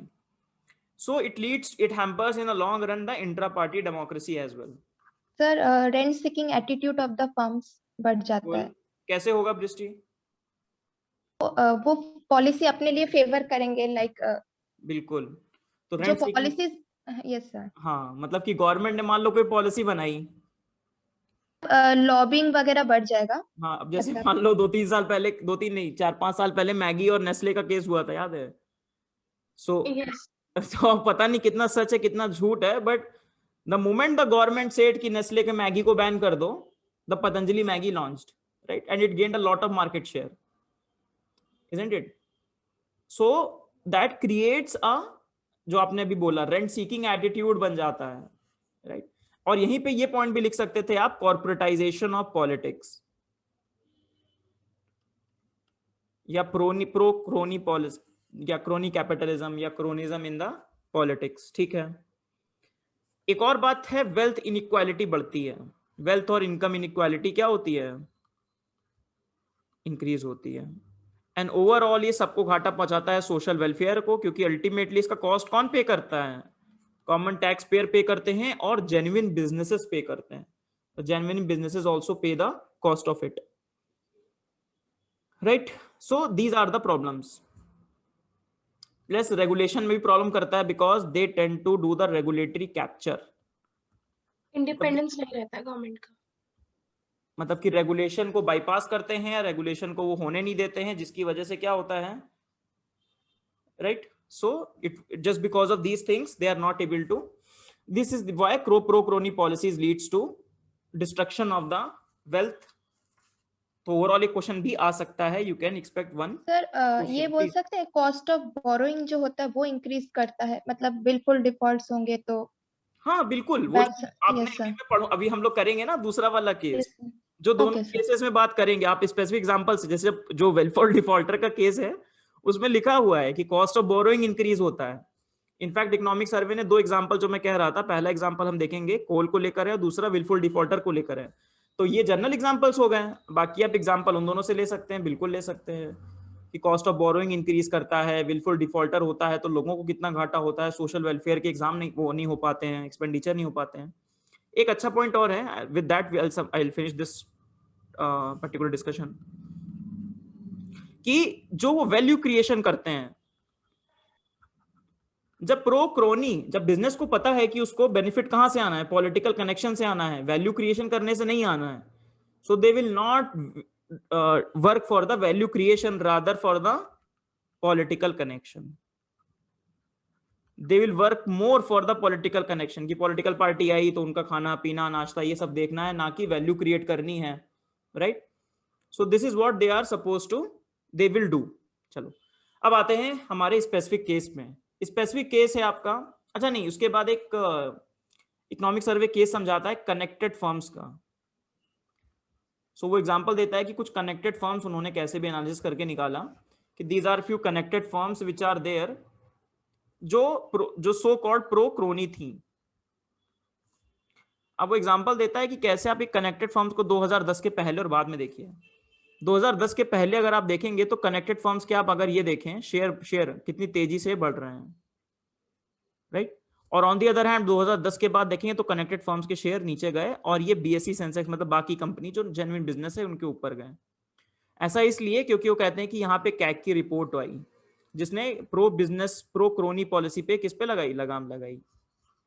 तो pro crony company जो कनेक्टेड फर्म्स थी वो नीचे चली गई। 2010 के पहले जैसे अगर एक इन्वेस्टर ने कनेक्टेड फर्म से इन्वेस्ट किया होता तो उसके 100 रुपए के 190 रुपए हो गए होते हैं, और अगर उसने बाकी कंपनियों में किया होता तो केवल 150 होते हैं। तो इसका मतलब पहले प्रो क्रोनी कंपनीज को फायदा हो रहा था, अब प्रो बिजनेस फर्म्स को फायदा है। फिर 1-2 स्टडी है वो कहते हैं कि जो पॉलिटिकली कनेक्टेड फर्म्स होती हैं they are larger than non connected peers, they pay lower effective tax rate, tax नहीं ढंग से पे करती हैं, प्रोडक्टिव कम होती हैं, प्रॉफिटेबल भी नहीं होती हैं और स्लो ग्रो भी करती हैं। तो ये घाटे हैं आपके प्रो क्रोनी पॉलिसीज के।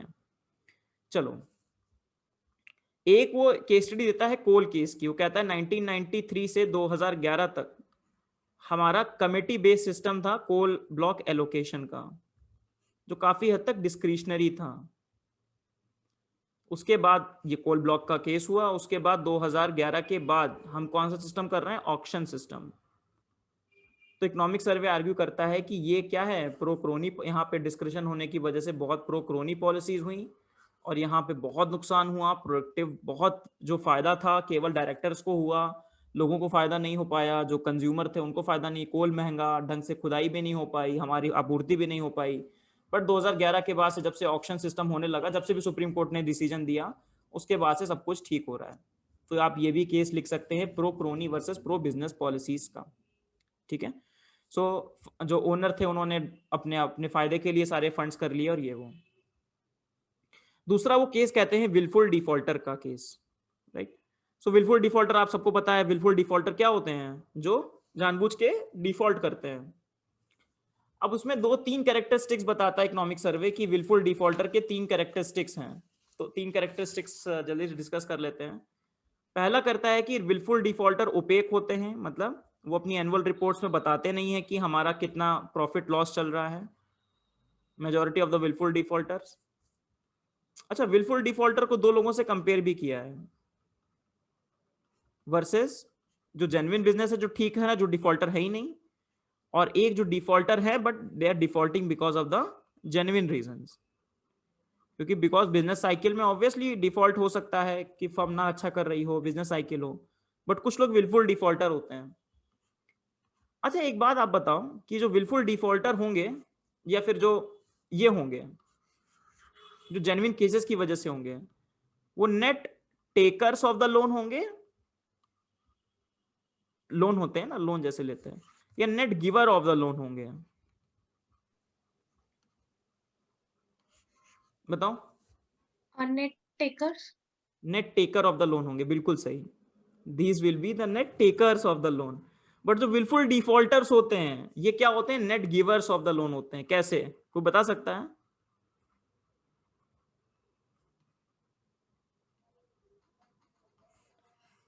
कैसे करते हैं net givers of the loan? देखो, जैसे ये बैंक है और ये विलफुल डिफॉल्टर है और ये थर्ड पार्टी है।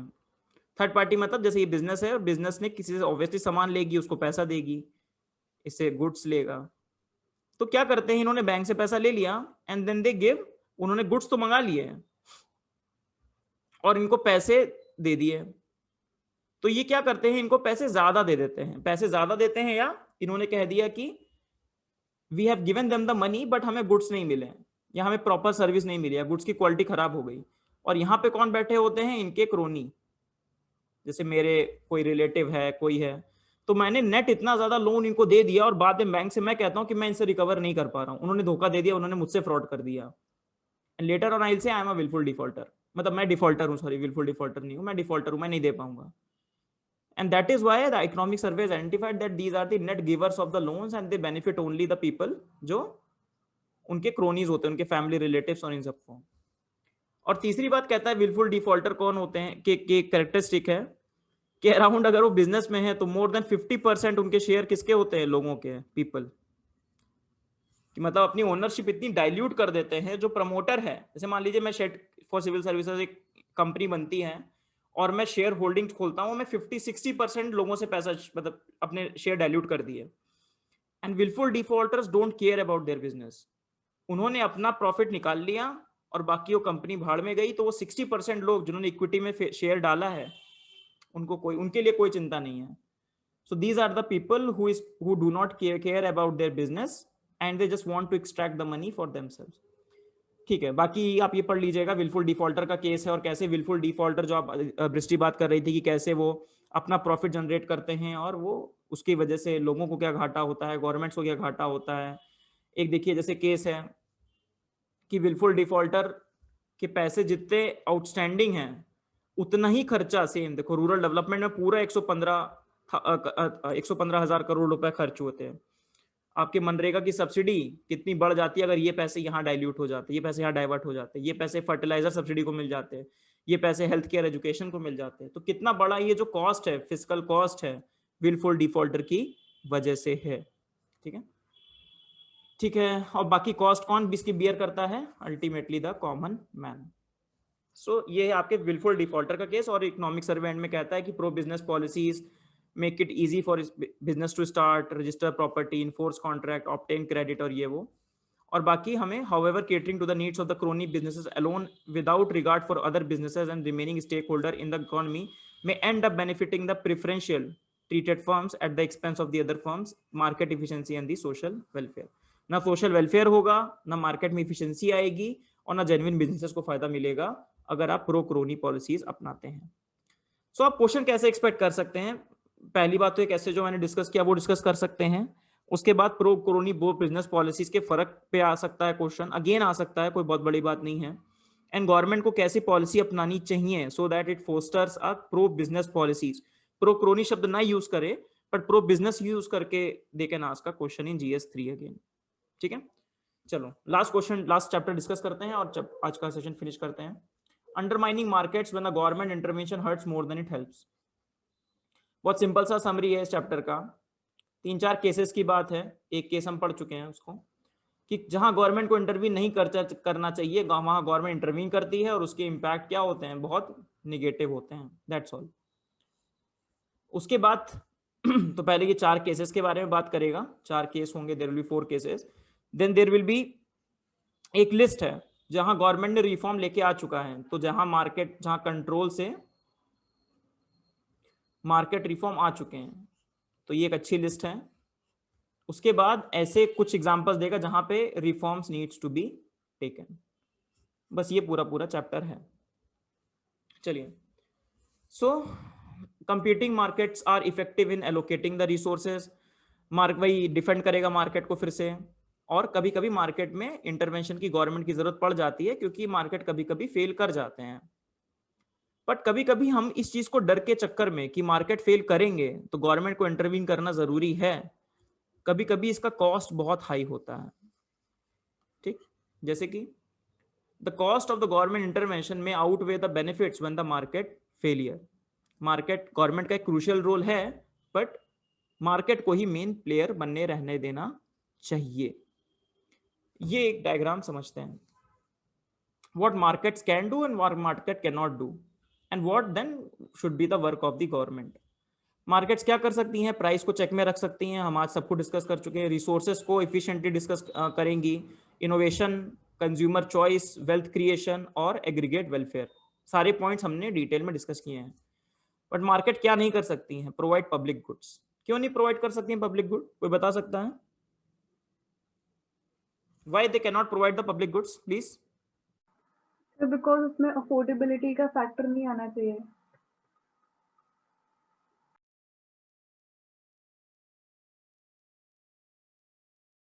What Jyoti?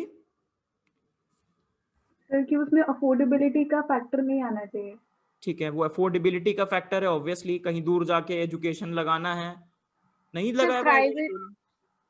प्राइवेट सेक्टर की पब्लिक गुड्स में मोनोपोली नहीं होने दे सकते हम। हाँ, वो लॉन्ग रन में इंपैक्ट करेगी। ठीक है, नेक्स्ट है prevent abuse of the monopoly power. ये बताओ। अच्छा एक बात बताओ, इसका एग्जांपल, बहुत अच्छा एग्जांपल नेट न्यूट्रलिटी से भी आप ले सकते हो। नहीं, नेट न्यूट्रलिटी की जो डिबेट थी, जो फेसबुक फ्री बेसिक्स लेकर आया था आज से 4 साल पहले, 4 या 5 साल पहले, तो फेसबुक ने कहा हम फ्री इंटरनेट प्रोवाइड करेंगे सबको। बट डर यही था कि लेटर ऑन फेसबुक जाके क्या करेगा, जो अदिति बात हाईलाइट कर रही थी, फेसबुक जाके लेटर ऑन क्या करेगा, अभी तो फ्री दे देगा और फिर वो कहेगा कि, कह रहा था कि फेसबुक की साइट्स फ्री चलेंगी उस इंटरनेट पे। सो आइडिया क्या है कि पब्लिक गुड प्रोवाइड करने से later on it gives a lot of power किसके हाथ में? मार्केट के हाथ में, जिसका मेन मोटिव क्या है? प्रॉफिट है। ठीक है, next, prevent the abuse of the monopoly power. वो ऑब्वियसली मार्केट नहीं करेगा। सर जैसे अभी इलेक्ट्रिसिटी को प्राइवेटाइज किया था, तो जैसे यहाँ पे बीएसईएस है, तो वाटर के लिए अभी ऐसा पर्टिकुलरली इसीलिए नहीं करने देते हैं क्योंकि डर लगता है कि प्राइवेट सेक्टर अगर होगा, प्राइवेट हाँ, गवर्नमेंट के पब्लिक हाथ में गुड अगर दे देंगे तो कॉन्सेप्ट, फिर लोगों को ये हाँ लगेगा कि बिल्कुल बिल्कुल, ऑब्वियसली इंटरनलाइज द एक्सटर्नैलिटीज, जो एक्सटर्नैलिटीज हो रही हैं उनको इंटरनलाइज करने की कॉस्ट बढ़ जाएगी। ओवरकम इंफॉर्मेशन एसिमेट्री, इसका क्या मतलब है? मार्केट, सर जैसे प्लीज। सर जैसे अभी फेसबुक का आपने नेट न्यूट्रलिटी बताया, तो डिजिटल डिवाइड बढ़ जाएगा जिससे इंफॉर्मेशन एसिमेट्री आ सकती है, ठीक है, ये भी ठीक रीजन है। वाइज, जेंडर वाइज, या जैसे भी हम बाकी distribute the wealth equitably, obviously market ऐसा नहीं करेगा। और इंश्योर द एथिकल प्रैक्टिस, जो कि हम पढ़ चुके हैं कि इथिक्स से ऊपर क्या है, उनके लिए प्रॉफिट है। लेकिन फिर भी इकोनॉमिक सर्वे डिफेंड करता है कि कभी जब भी हम इकोनॉमिक फ्रीडम बढ़ाते हैं, whenever we increase the economic freedom of a country, किसी भी कंट्री में इकोनॉमिक फ्रीडम बढ़ता है, उसके फायदे क्या क्या हैं। पहला वो एग्जांपल देता है कि अगर इकोनॉमिक फ्रीडम देखें, इंडेक्स ऑफ इकोनॉमिक फ्रीडम है एक, ये आपका प्रीलिम्स के पॉइंट ऑफ व्यू से इंपॉर्टेंट है, लास्ट ईयर था इन न्यूज में कि 2 इंडेक्सेस हैं वो कैलकुलेट करती हैं इकोनॉमिक फ्रीडम को, मैं पीडीएफ में डाल दूंगा। तो जैसे जैसे इकोनॉमिक फ्रीडम इंक्रीज कर रहा है और आपका जीडीपी पर कैपिटा इधर इंक्रीज कर रहा है, जीडीपी पर कैपिटा, ठीक, पहली बात ये। दूसरी बात, जैसे जैसे इकोनॉमिक फ्रीडम इंक्रीज कर रहा है, देखिए इकोनॉमिक फ्रीडम इंडेक्स इंक्रीज कर रहा है तो पेटेंट सप्लाइड बढ़ रहा है। तो जिस कंट्री में जितना ज्यादा इकोनॉमिक फ्रीडम होगा उतना ज्यादा पेटेंट फाइल होंगे, एंड ऑब्वियसली ऑब्जेक्टिवली जितना ज्यादा इकोनॉमिक फ्रीडम बढ़ेगा उतना ज्यादा इनोवेशन भी बढ़ेगा। अंडरस्टूड? सो ये फ्रीडम को लेके और डायरेक्ट कोरिलेशन है, ये ग्लोबल इनोवेशन इंडेक्स ही है जो लास्ट सेशन में पढ़ा था। अब एग्रीकल्चर वाले चैप्टर में हमने डिटेल में पढ़ा था कि एसेंशियल कमोडिटीज एक्ट एक ऐसा एग्जाम्पल है जहां गवर्नमेंट इंटरवीन करने से जो ऑब्वियसली जो बेनिफिट है एसेंशियल कमोडिटीज एक्ट के, या सोचे गए थे बेनिफिट्स, वो हो नहीं पा रहे हैं। उसकी वजह से कैसे डिस्टॉर्शंस क्रिएट हो रहे हैं मार्केट सप्लाई, डिमांड सप्लाई में, और इंफ्रास्ट्रक्चर क्रिएशन नहीं हो पा रहा है, ये हम ऑलरेडी डिस्कस कर चुके हैं। दूसरा केस वो डिस्कस करता है ड्रग प्राइस का, कि ड्रग प्राइस को जो एसेंशियल कमोडिटीज एक्ट के अंदर आता है उसके अंदर भी जो गवर्नमेंट लिमिट करती है प्राइसेस को, उसकी वजह से भी फायदा कुछ होता नहीं है। जैसे इसका छोटा सा प्रीलिम्स के पॉइंट ऑफ व्यू से अच्छा चार्ट है कि जो आपकी ड्रग एसेंशियल मेडिसिन होती है उनके प्राइस कैसे डिसाइड होते हैं। तो एक नेशनल लिस्ट होती है, वो डिटरमाइन करती है कि भाई ये मेडिसिन को एसेंशियल होना चाहिए कि नहीं होना चाहिए। तो वो लिस्ट में उसका नाम मेडिसिन का आ गया, तो फिर एसेंशियल कमोडिटीज एक्ट के सेक्शन 3 के अंदर एक ऑर्डर इशू होता है कि भाई इस मेडिसिन को हम प्राइस फिक्स करेंगे, ठीक। तो list ministry of family and health welfare बनाती है ये लिस्ट, उसके अंदर वो मेडिसिन आ गई तो एक ऑर्डर इशू होता है जो इस एक्ट के अंदर से इशू होता है, और उसको इंप्लीमेंट करने की किसकी रिस्पॉन्सिबिलिटी होती है? नेशनल फार्मास्यूटिकल प्राइसिंग अथॉरिटी की। वो सेंटर पे इंप्लीमेंट करता है और स्टेट पर ये price monitoring and the resource unit implement करती है। एक छोटा सा डायग्राम है, बहुत अच्छा डायग्राम है अंडरस्टैंडिंग के पर्सपेक्टिव से, क्योंकि जब लिखा होता है ना आपके टेक्स्ट वाइज, सो वो इशू हो जाता है, आपको समझ में आने में दिक्कत होती है, बट चलिए जो भी है। तो बेसिकली क्या कहता है इकोनॉमिक सर्वे? कहता है कि जो हमने 2 कमोडिटीज को वो चेक करता है, एक को उन्होंने ऑर्डर के अंदर रखा और उसकी इक्विवेलेंट कमोडिटी मेडिसिन को ऑर्डर के बाहर रखा। तो इकोनॉमिक सर्वे ने देखा कि पहली बात, इस डेट पर ऑर्डर आया कि now this will be under the price cap. तो पहली चीज ऑब्जर्व की कि दोनों के कंजम्पशन में कोई फर्क नहीं आया। पहली बात तो ये है, कौन दोनों के कंजम्पशन में कोई फर्क नहीं आया। उसकी बात उन्होंने देखा कि इसका जो प्राइस था, इसका प्राइस भी ज्यादा कुछ इंक्रीज नहीं हुआ, और बल्कि इसका प्राइस जो कैप किया हुआ था उसका अनरेगुलेटेड सप्लाई था, जो मतलब एक तो ये रेगुलेटेड सप्लाई हो गया, जो अनरेगुलेटेड सप्लाई था उसका प्राइस भी काफी बढ़ गया। So basically in essence they wanted to say कि एसेंशियल कमोडिटीज एक्ट के अंदर ये जो ड्रग प्राइसिंग ऑर्डर है ये इफेक्टिव नहीं है, उसको रिपील करो इसको, और मार्केट फ्रेंडली इंटरवेंशन करो, डीबीटी करो, इंसेंटिव करो, और ये वो बढ़ाओ। अगर आपको ड्रग प्राइस किसी को देना है तो उसको डीबीटी करो या कुछ ना कुछ अलग करो, जिसको जरूरत है उसको स्पेसिफिक पैसे दे दो अलग से, बट आप कैपिंग मत करो, गवर्नमेंट खुद इंटरवीन ना करे इस फील्ड में। नेक्स्ट केस किसका है? ग्रेन मार्केट, थर्ड केस आपका। बहुत सिंपल सा आइडिया है, जैसे फूड कॉर्पोरेशन ऑफ इंडिया क्या करता है? प्रिक्योर करता है फूड को। तो गवर्नमेंट फिर से इकोनॉमिक सर्वे कहता है कि हम जो प्रिक्योर कर रहे हैं, पहली बात तो हमारी फिस्कल सब्सिडी फूड सब्सिडी बढ़ती जा रही है, ये हम डिस्कस भी कर चुके हैं। फूड सब्सिडी बिल हमारा हर ईयर बाय ईयर बढ़ता है, क्योंकि हमने इतने लोगों को फूड सब्सिडी दे रखी है नेशनल फूड सिक्योरिटी एक्ट के अंदर। जिनको जरूरत भी नहीं है वो भी फूड सब्सिडी का फायदा उठा रहे हैं, पहली बात। दूसरी बात वो कहता है कि हमारा डिमांड और सप्लाई मिसमैच है। हमारी सीरियल्स की डिमांड, मतलब ये राइस और व्हीट की डिमांड कम होती जा रही है, बट हमारी सप्लाई इंक्रीज होती जा रही है, प्रोडक्शन इंक्रीज होता जा रहा है, तो ये भी ठीक नहीं है। और ऐसा इसलिए है क्योंकि गवर्नमेंट का इंटरवेंशन है यहाँ पे। गवर्नमेंट का कौन सा इंटरवेंशन है, कोई बता सकता है? Which is the government intervention which is leading to the demand supply mismatch? Open market operation. क्या क्या? MSP। MSP, हाँ, मिनिमम सपोर्ट प्राइस। ठीक है, सो एमएसपी की वजह से, मेनली एमएसपी की वजह से क्या हो रहा है, डिमांड सप्लाई मिसमैच हो रहा है। एमएसपी की वजह से वो पैदा किए जा रहे हैं सीरियल और डिमांड उसका कम होता जा रहा है सीरियल्स का। तो ये बात है, देखिए जल्दी से देख लेते हैं। FCI is the primary duty है जो ये सब करने की। Government is obliged to provide 75% of the rural और 50% अर्बन पॉपुलेशन को फूड सिक्योरिटी एक्ट के अंदर। और government around 40 to 50% of the rice और व्हीट को प्रोक्योर करता है, जो बहुत बड़ी बात है। और सेंटर के पास अब करीब 74 मिलियन टन का बफर हो गया है और चाहिए केवल 41-42 मिलियन टन जिसको उनको डिस्ट्रीब्यूट करना है, जिसकी वजह से वो फूड ग्रेन सड़ भी रहा है, फूड वेस्टेज भी हो रहा है, उसका क्लाइमेट चेंज पे कितना इम्पैक्ट पड़ रहा है, उस फूड को बनने में कितना रिसोर्स लगा होगा उसका लॉस हो रहा है, but it is just because of the government intervention. उसकी वजह से इश्यूज क्या आ रहे हैं ये देखो। This is evident in the decline of the demand of the serial, कि भाई डिक्लाइन हो रहा है सीरियल का, पर on the other hand production बढ़ता जा रहा है। इसका मतलब क्या है कि फार्मर्स जो काम कर रहे हैं वो कैसे कर रहे हैं, वो प्लेट, मैंने की टर्म्स में दिया था, क्या क्या टर्म्स थे, किसी ने पढ़े हैं की terms, keywords? Plate to farm, नहीं फर्म टू प्लेट। हाँ, प्लेट टू प्लॉ नहीं है, मार्केट इंटेलिजेंस नहीं आ रही है, और 3 टर्म थे, क्या था? Lab to lab to land, और एक और भी था, folk to farm. Yes sir.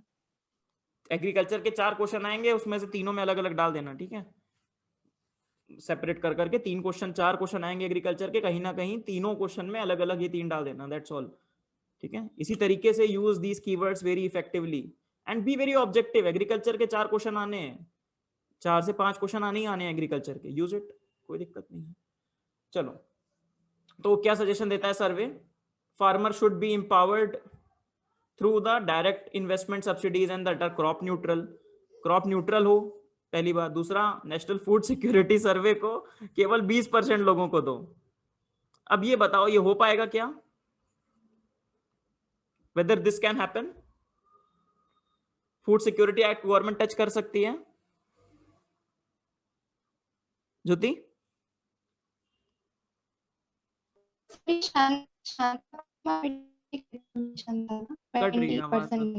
क्या चीज? इसकी एक ह्यूज पॉलिटिकल कॉस्ट है, या फिर हम क्या कर सकते हैं जो हमने डिस्कस किया था, एग्जिट प्रॉब्लम।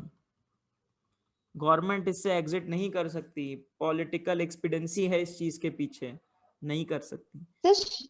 हाँ सर, मैं कह रही थी कि शांता कुमार कमेटी का रिकमेंडेशन था। शांता कुमार कमेटी ने भी यही बोला था, बिल्कुल सही, correct, you are 100% correct. Yes sir. Shanta Kumar ji भी बहुत तो रेडिकल बातें बोलकर गए थे, लेकिन वो ये हो नहीं पाएगा, राइट? वो गवर्नमेंट के पीछे, अभी तो बताया उन्होंने, प्रधानमंत्री गरीब अन्य योजना में उन्होंने लॉकडाउन के बाद तो बढ़ा दिया कितना एलोकेशन, राइट? सो बहुत मुश्किल है ऐसा होना, बट ठीक है, बिकॉज इकोनॉमिक सर्वे पिछले 5-10 साल से रिकमेंड कर रहा है कि फूड सब्सिडी का बिल बढ़ता जा रहा है, बट कुछ अभी होने का नहीं। चौथा जो कास है, वो चौथी जो चीज है, वो डेट वेवर की बात है, जो आपको क्या देते हैं, लोन वेवर या डेट वेवर। इकोनॉमिक सर्वे कहता है कि आप डेट वेवर को देखिए, वो कितना कितना बजट ले जाती है। जैसे 21% आप देखिए, आंध्र प्रदेश में 2014 में जो दिया गया था, उसने 21% ऑफ द बजट कौन ले गया, डेट वेवर। कर्नाटका में देखिए, और इसकी फ्रीक्वेंसी देखिए कितनी बढ़ गई है। जो गवर्नमेंट आती है, आपने भी देखा होगा, जो भी चुनाव होता है उसमें क्या प्रॉमिस होता है कि हम लोन माफ कर देंगे, लोन माफ कर देंगे, लोन माफ कर देंगे, राइट? सो आइडिया यही है, इकोनॉमिक सर्वे कहता है कि ये चीज गलत है। डेट वेवर को फेवर में क्या आर्ग्यूमेंट्स हैं, क्या आर्ग्यूमेंट है डेट फेवर के, क्यों करना चाहिए डेट फेवर? डेट वेवर क्यों करना चाहिए, आर्ग्यूमेंट बताइए।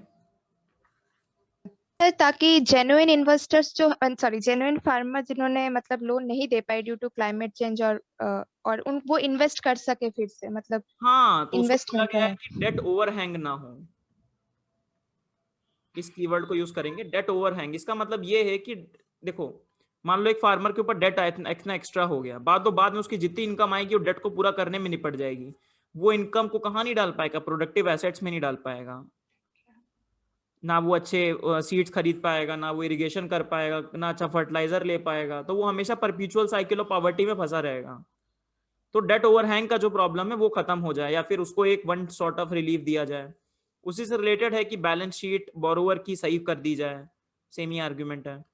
और क्या आर्गुमेंट हो सकता है प्लीज जल्दी? सर एजुकेशन और हेल्थ में इन्वेस्ट कर सके, मतलब फार्मर्स जो है, जो डेप्ट ओवरहैंग का ही मतलब जो हाँ वो इसी से आर्गुमेंट है, वो ये जो यहाँ पे है प्रोडक्टिव एसेट में कर सके, बच्चों की पढ़ाई में कर सके, हेल्थ में कर सके। तो सोशल जो अपने सोशल एक्सपेंडिचर्स है, जो जरूरी एक्सपेंडिचर हैं, उस पे वो खर्चा ना रोके, क्योंकि उससे फिर और भी ज्यादा घाटा हो जाएगा। और कोई फायदा है डेट वेवर का? डेट ट्रैप में ना फंसे और उसकी वजह से जो सुसाइड्स होते हैं वो थोड़ा सा प्रिवेंट किए जा सके, जो genuinely। इमीडिएट जो जो आर्गुमेंट उनकी मेंटल अग्नि है उसको कम किया जा सके। बिल्कुल, क्या वर्ड यूज किया, मेंटल एग्नी को कम किया जा सके, राइट। सो उसको भी कम किया जा सके, एक साइकोलॉजिकल कंफर्ट हो जाए, वन टाइम रिलीफ हो जाए। ये आर्ग्यूमेंट ठीक हैं, बट ये सब आर्ग्यूमेंट इसमें लिखे हैं, बट इकोनॉमिक सर्वे कहता है कि आप जो फुल वेवर देते हो ना किसी फार्मर को, उसका कोई फायदा नहीं होता। क्यों? Negligible impact on the agriculture productivity.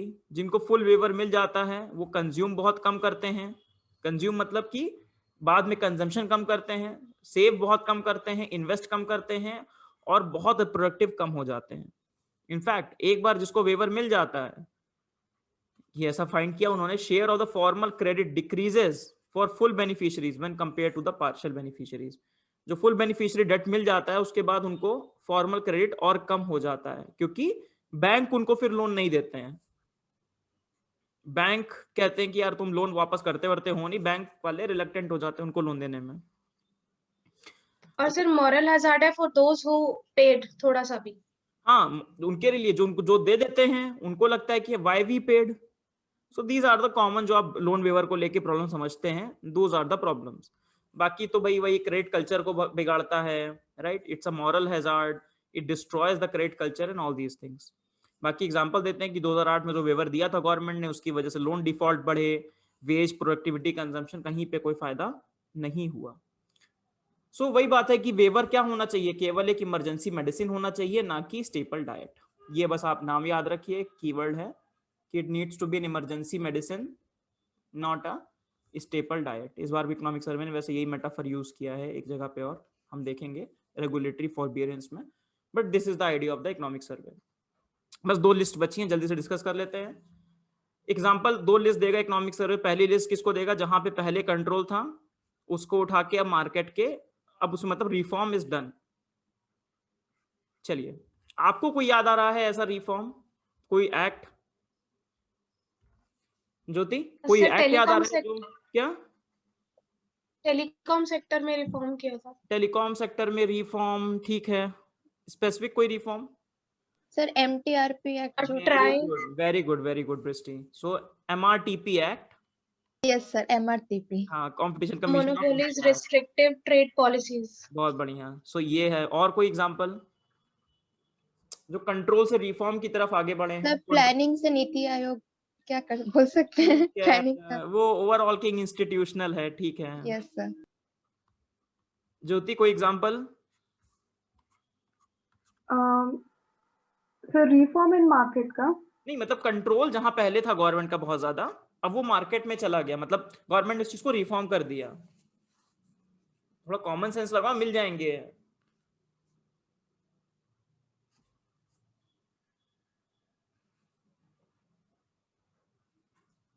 मतलब मार्केट ने प्रो मार्केट कर दिया गवर्नमेंट ने, सीधी सी बात है। प्रो मार्केट या प्रो, हम जो पढ़ते जा रहे हैं। एयरलाइंस का सेक्टर जो है, मतलब एयर इंडिया एयरलाइंस को किया है, बिल्कुल यस। सर रेलवे में मेट्रो लिख सकते हैं? नहीं, रेलवे को नहीं किया है, नहीं। ठीक है, रेलवे मेट्रो में कुछ हद तक किया है, बट वो काफी छोटा, कोई बहुत बड़ा होलिस्टिक रिफॉर्म नहीं है। इलेक्ट्रिसिटी? नहीं, इलेक्ट्रिसिटी पे भी कोई रिफॉर्म अभी आया नहीं। इलेक्ट्रिसिटी हमारे एनर्जी जीएसटी के अंदर तो है नहीं। हाँ एनर्जी में रिफॉर्म्स आए, जैसे कोल सेक्टर को भी हाँ, coal sector, commercial. Very good, coal sector, coal sector. और ज्योति याद नहीं आ रहा कुछ? Sir, I was going to say banking. हाँ, बैंकिंग सेक्टर बहुत अच्छा एग्जांपल है, कितना बढ़िया एग्जांपल है बैंकिंग सेक्टर। आप 1991 के पहले देख लो, 1991 के बाद देख लो, नरसिम्हन कमेटी के आने के बाद क्या रिफॉर्म्स आया, बैंकिंग सेक्टर को ओपन कर दिया गया। बिल्कुल सही बात है, ठीक है। सर और बैंकिंग सेक्टर के लिए जैसे लोन रिलेटेड में वो लिख सकते हैं हम ईस्ट बैंकिंग फ्रेमवर्क या सेक्टर फिर भी काफी फिर रिस्ट्रिक्टेड सेक्टर है, इतना कोई बहुत ओपन सेक्टर नहीं है। In fact banking is one of the sector जहां अभी भी पीएसबीज का डोमिनेंस बहुत ज्यादा है, पब्लिक सेक्टर बैंक्स का। अगर आप पढ़ेंगे, अभी करंट अफेयर में आएगा, मैं ट्विटर पे देख रहा था, निर्मला सीतारमन ने भी 3-4 दिन पहले प्राइवेट सेक्टर्स बैंक्स को अब अलाउ किया है कि अब वो गवर्नमेंट का बिजनेस कर सकते हैं। फॉर एग्जांपल, जैसे गवर्नमेंट का जो ट्रांजैक्शन होता है वो सारा पैसा गवर्नमेंट का कहाँ रखा होता है, एसबीआई और केवल पब्लिक सेक्टर बैंकों में। अब अलाउ किया है कि हम प्राइवेट सेक्टर बैंक्स में भी वो पैसे रखेंगे। हाँ बोलो प्लीज। बैंकिंग का एक भाई का सेक्टर है, बैंकिंग का एक ब्रदर सेक्टर है, उस सेक्टर में रियल एस्टेट बोल सकते हैं रेरा। वो रेगुलेटरी में है, NBFC. ठीक है। हाँ, NBFC. एनबीएफसी नहीं, insurance. Oh, insurance. Okay, okay, okay. अरे अभी आपके बजट में 74% इंक्रीज हुआ है, right? So insurance is a very good example, आपने जहां पे रिफॉर्म्स लेकर आए हैं और आपको बहुत बेनिफिट्स मिले इंश्योरेंस सेक्टर में। आज से कुछ साल पहले अगर आप देखते, 10-12 साल पहले कोई इंश्योरेंस नहीं जानता था, अब इंश्योरेंस के बहुत प्रोडक्ट हैं। स्टिल उसका पेनिट्रेशन में दिक्कत है, डेंसिटी और पेनिट्रेशन दोनों कम है, बट फिर भी काफी हद तक इंश्योरेंस के बारे में आप लोग धीरे धीरे जान रहे हैं। हाँ प्लीज, और कोई? अरे यार थोड़ा सा करंट सर अवेयरनेस। हाँ माइनिंग। हाँ, माइनिंग रिफॉर्म्स, वेरी गुड, ठीक है। माइनिंग में, अरे यार अभी फार्मिंग सेक्टर में पढ़ाया है, एसेंशियल कमोडिटीज एक्ट अभी 5 मिनट पहले पढ़ाया है। Yes sir, essential commodities. Essential commodities act जो फार्मिंग के लेके स्ट्रक्चरल रिफॉर्म्स की हम उतनी देर से बात कर रहे हैं, वो क्या है? यही तो है भाई। सर वो कॉन्ट्रैक्ट फार्मिंग वगैरह। हमने क्या डिस्कस किया था कि एलपीजी रिफॉर्म एग्रीकल्चरल सेक्टर में नहीं आ पाए, first LPG reforms, but LPG reform जो 2.0 है वो एग्रीकल्चरल सेक्टर में ही तो स्ट्रक्चरल रिफॉर्म लाने की बात कर रहा है, चाहे वो मार्केटिंग रिफॉर्म्स हो, एसेंशियल कमोडिटीज एक्ट हो, चाहे कॉन्ट्रैक्ट फार्मिंग हो, राइट?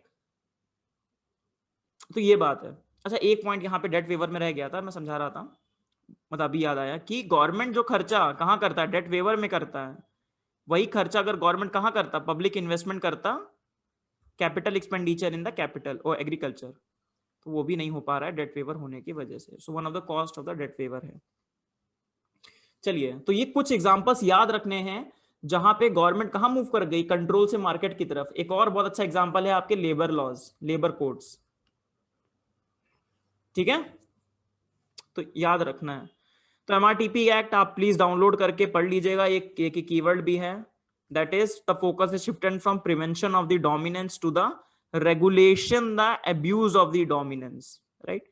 सो वो किसकी रिस्पॉन्सिबिलिटी है? कंपटीशन कमीशन ऑफ इंडिया की है। कंपटीशन एक्ट 2002 में आया था, एमआरटीपीसी एक्ट को हटा के, monopolies and restrictive trade practices act.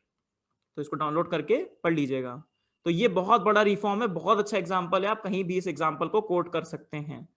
दूसरा जो कोल का एग्जांपल दिया आपने, coal mining, nationalisation and the coal mining, वो उसको हटू के अब फाइनली 2018 में जो कोल को हटा के पूरा लिबरलाइज कर दिया।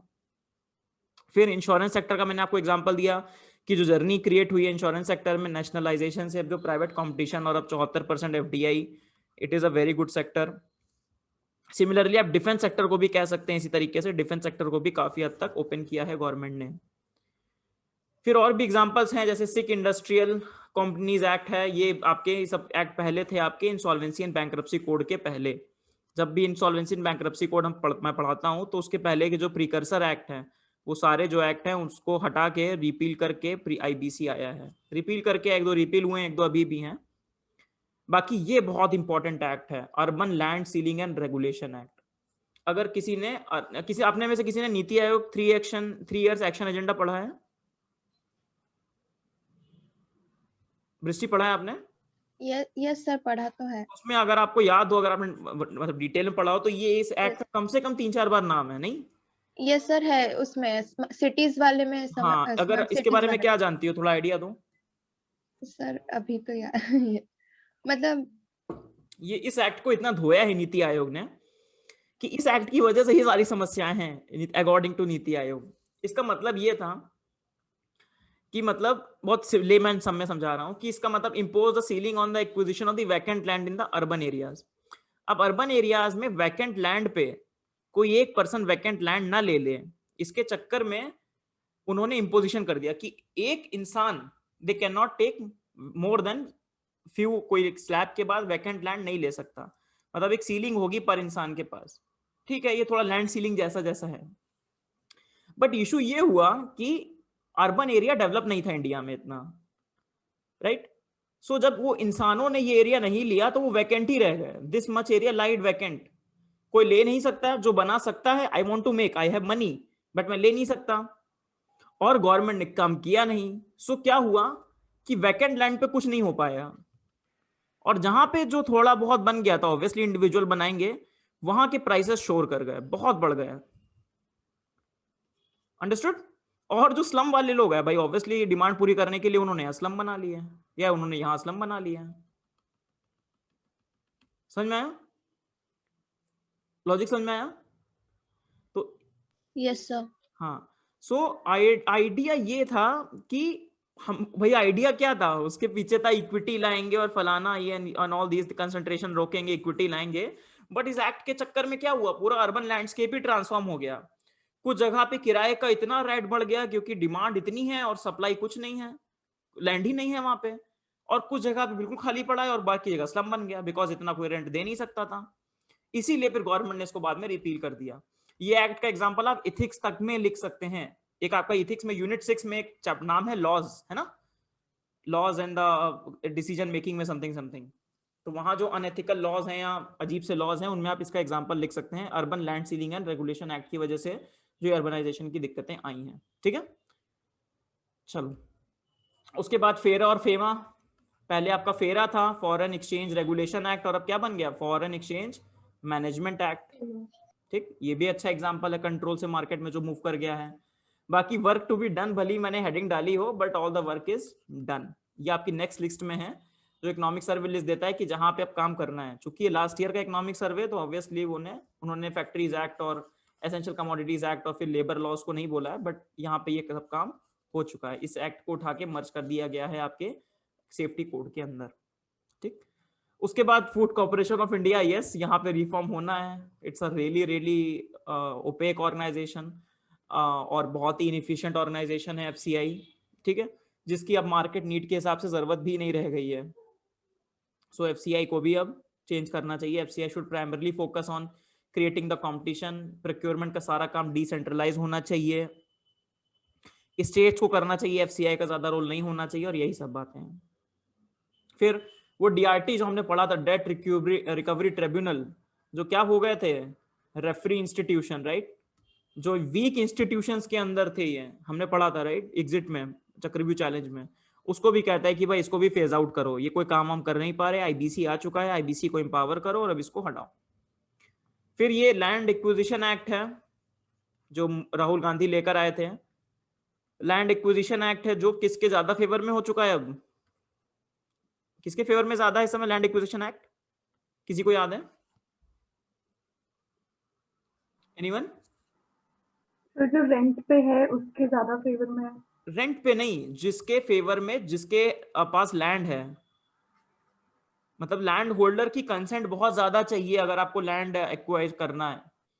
अगर आपको याद हो, ऑब्वियसली काफी पुरानी बात है, 2000 मोदी जी नए आए थे तब वो बड़े इंथुजियाज्म से लेकर आए थे लॉ इसको चेंज करने के लिए। इतना ऑपोजिशन हुआ, इतना ऑपोजिशन हुआ, उसके बाद उसने उठा को छोड़ दिया मोदी जी ने। तो डैम रिलेटेड, क्या डैम्स रिलेटेड, डैम रिलेटेड मतलब कि अगर जैसे गवर्नमेंट के प्रोजेक्ट्स होते हैं तो आप लैंड एक्विजिशन कभी करोगे? आई गेस फार्मर्स से है बहुत कंसेंट जो आपको लेना पड़ेगा। हाँ, मतलब जो भी लैंड आप एक्वायर कर रहे हो उसमें आपको बहुत ज्यादा कंसेंट लेना पड़ेगा। 80% of the land to be acquired through negotiations with the government stepping in only in the balance 20%। मतलब बहुत ज्यादा रेगुलेटिव हो गया है। इसके चक्कर में लैंड ओनर के फेवर में बहुत ज्यादा हो गया है, एक्विजिशन के फेवर में है नहीं। तो फिर गवर्नमेंट ऑफ इंडिया ने बोला मोदी जी ने कि स्टेट गवर्नमेंट्स को तुम लैंड ले लेके दो, हमसे नहीं हो पाएगा, राइट। अब मोदी जी लेकिन ब्रूट मेजोरिटी के साथ अगर आ गए राज्यसभा लोकसभा में तो वो भी पास करा ले जाएंगे, लैंड वाला भी हो सकता है अगले एजेंडे में आ ही जाए उनके, right. So this is all with respect to this chapter.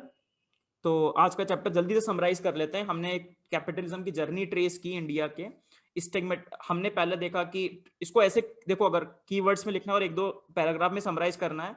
Eight then independence traced with socialism, TARYST with socialism, then LPG reforms, then LPG reforms के बाद क्या हुआ, स्टेगमेटाइज कैपिटलिज्म या प्रो क्रोनी पॉलिसीज की वजह से स्टेगमेटाइज कैपिटलिज्म, फिर failure of the market in 2008, उसके बाद स्टेगमेटाइज कैपिटलिज्म, उसके बाद और भी हो गया स्टेगमेटाइज कैपिटलिज्म। फिर हम किस पे फोकस कर रहे हैं, एंटरप्रेन्योरशिप, वेल्थ क्रिएशन, और हमें कैपिटलिस्ट को या वेल्थ क्रिएटर्स, कैपिटलिस्ट कभी मत यूज करना वर्ड, हमेशा वेल्थ क्रिएटर्स यूज करना, क्योंकि मोदी जी भी वेल्थ क्रिएटर्स शब्द ही यूज करते हैं, कैपिटलिज्म की जगह मार्केट या वेल्थ क्रिएटर। अब आगे से इंटरव्यू में भी याद रखिएगा, don't use the word capitalist, use the word market या वेल्थ क्रिएटर्स, सो ये एंटरप्रेन्योर्स। सो उनकी वजह से इनको रिस्पेक्ट देनी है, एंड व्हाई देनी है, because they are bringing all the lot of good social benefits for the economy. Government का रोल क्या है, हैंड ऑफ ट्रस्ट का रोल है, रेगुलेशन नहीं सुपरविजन करना है, प्रिस्क्रिप्टिव रेगुलेशन नहीं सुपरविजन करना है, और क्या करना है, गवर्नमेंट को प्रो बिजनेस पॉलिसी अपनानी है, प्रो क्रोनी पॉलिसीज नहीं अपनानी है। With this we finish our today's session.